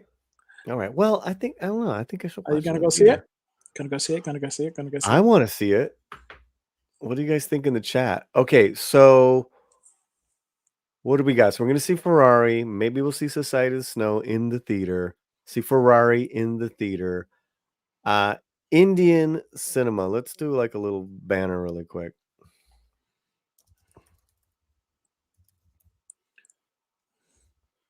Cool. Got some stuff coming in and stuff that's here.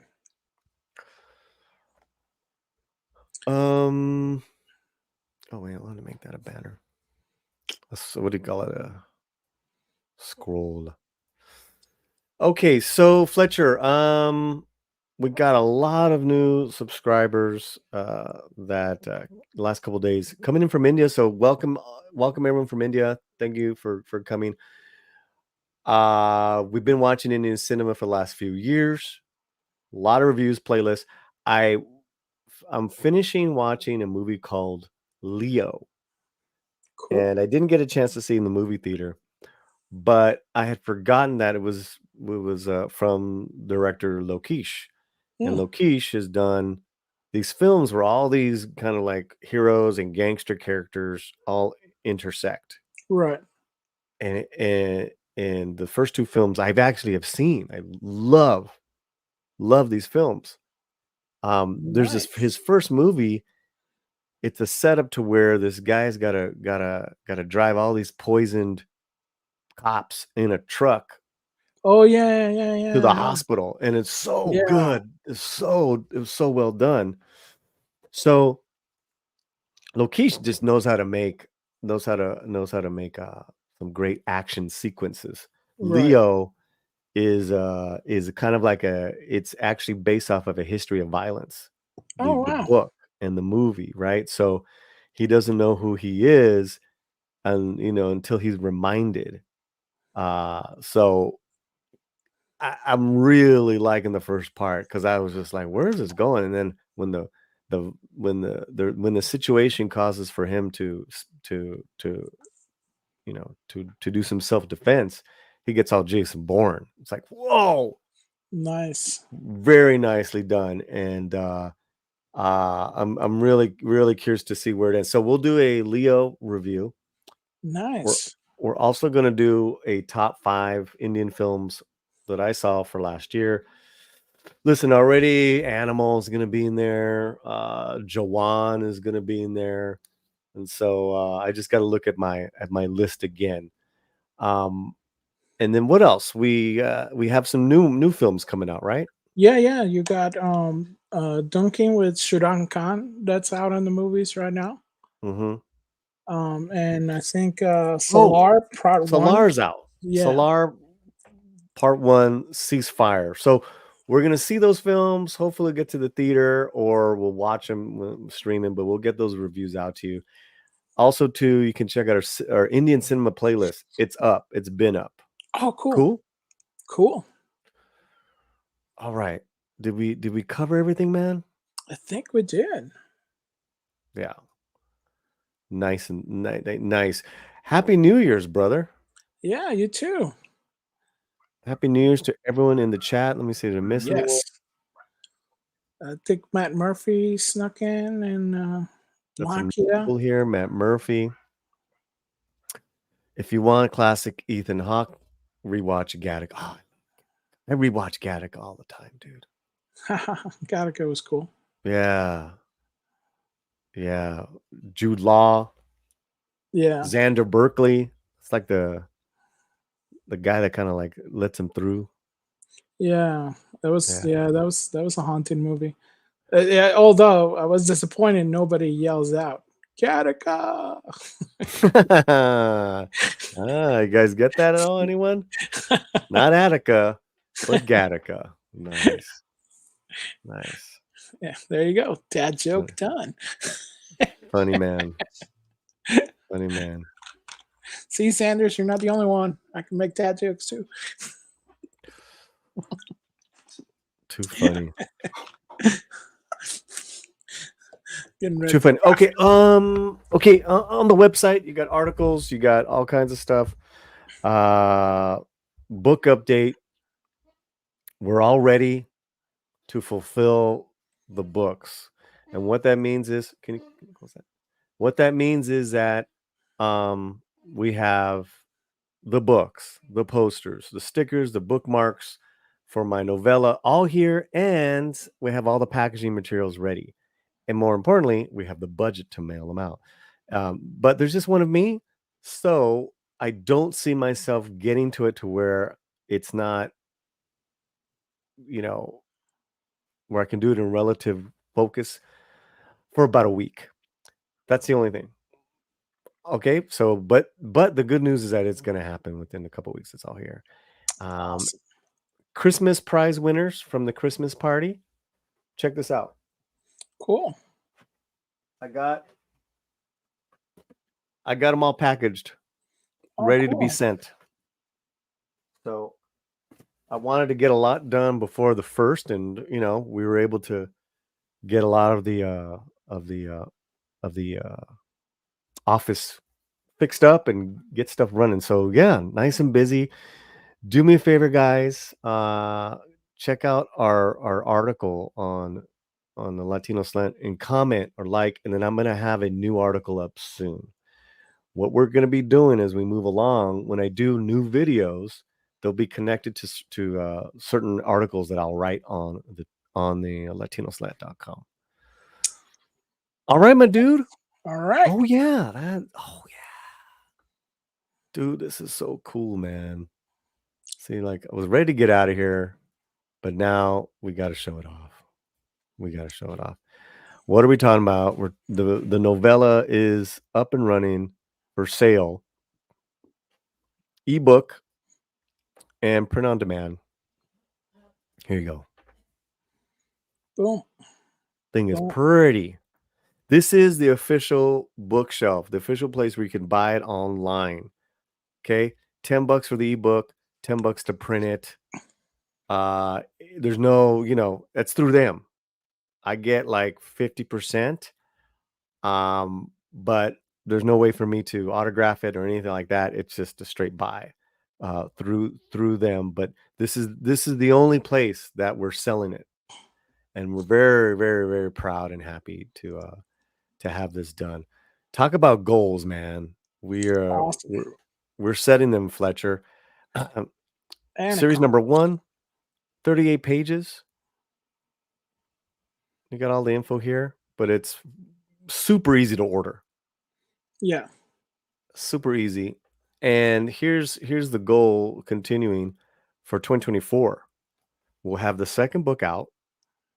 And then later in the year, we'll have our first book out by another writer. Nice.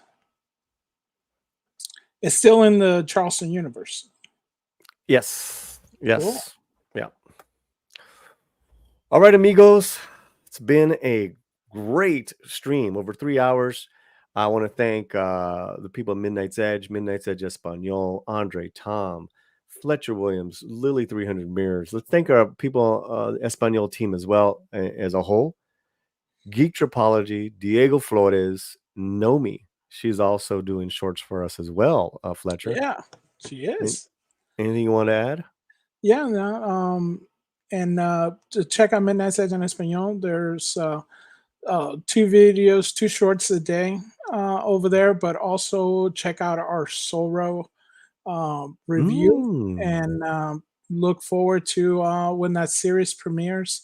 We're going to be doing some episode breakdowns for everybody, and you know, check it out. We're gonna be doing some great things over there, but also check it out here, the Latino Slant, where we got 2 videos also every day, and we're working on a new show that's gonna be coming up, hopefully with struggle reviews and maybe some special guests that we're gonna in some fun stuff with LatinoSlant.com. So.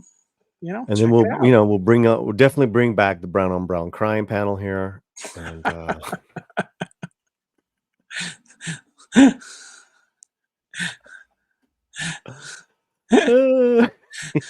we're gonna do a cold out. We're gonna do a cold out, guys. Cold out in 3, 2,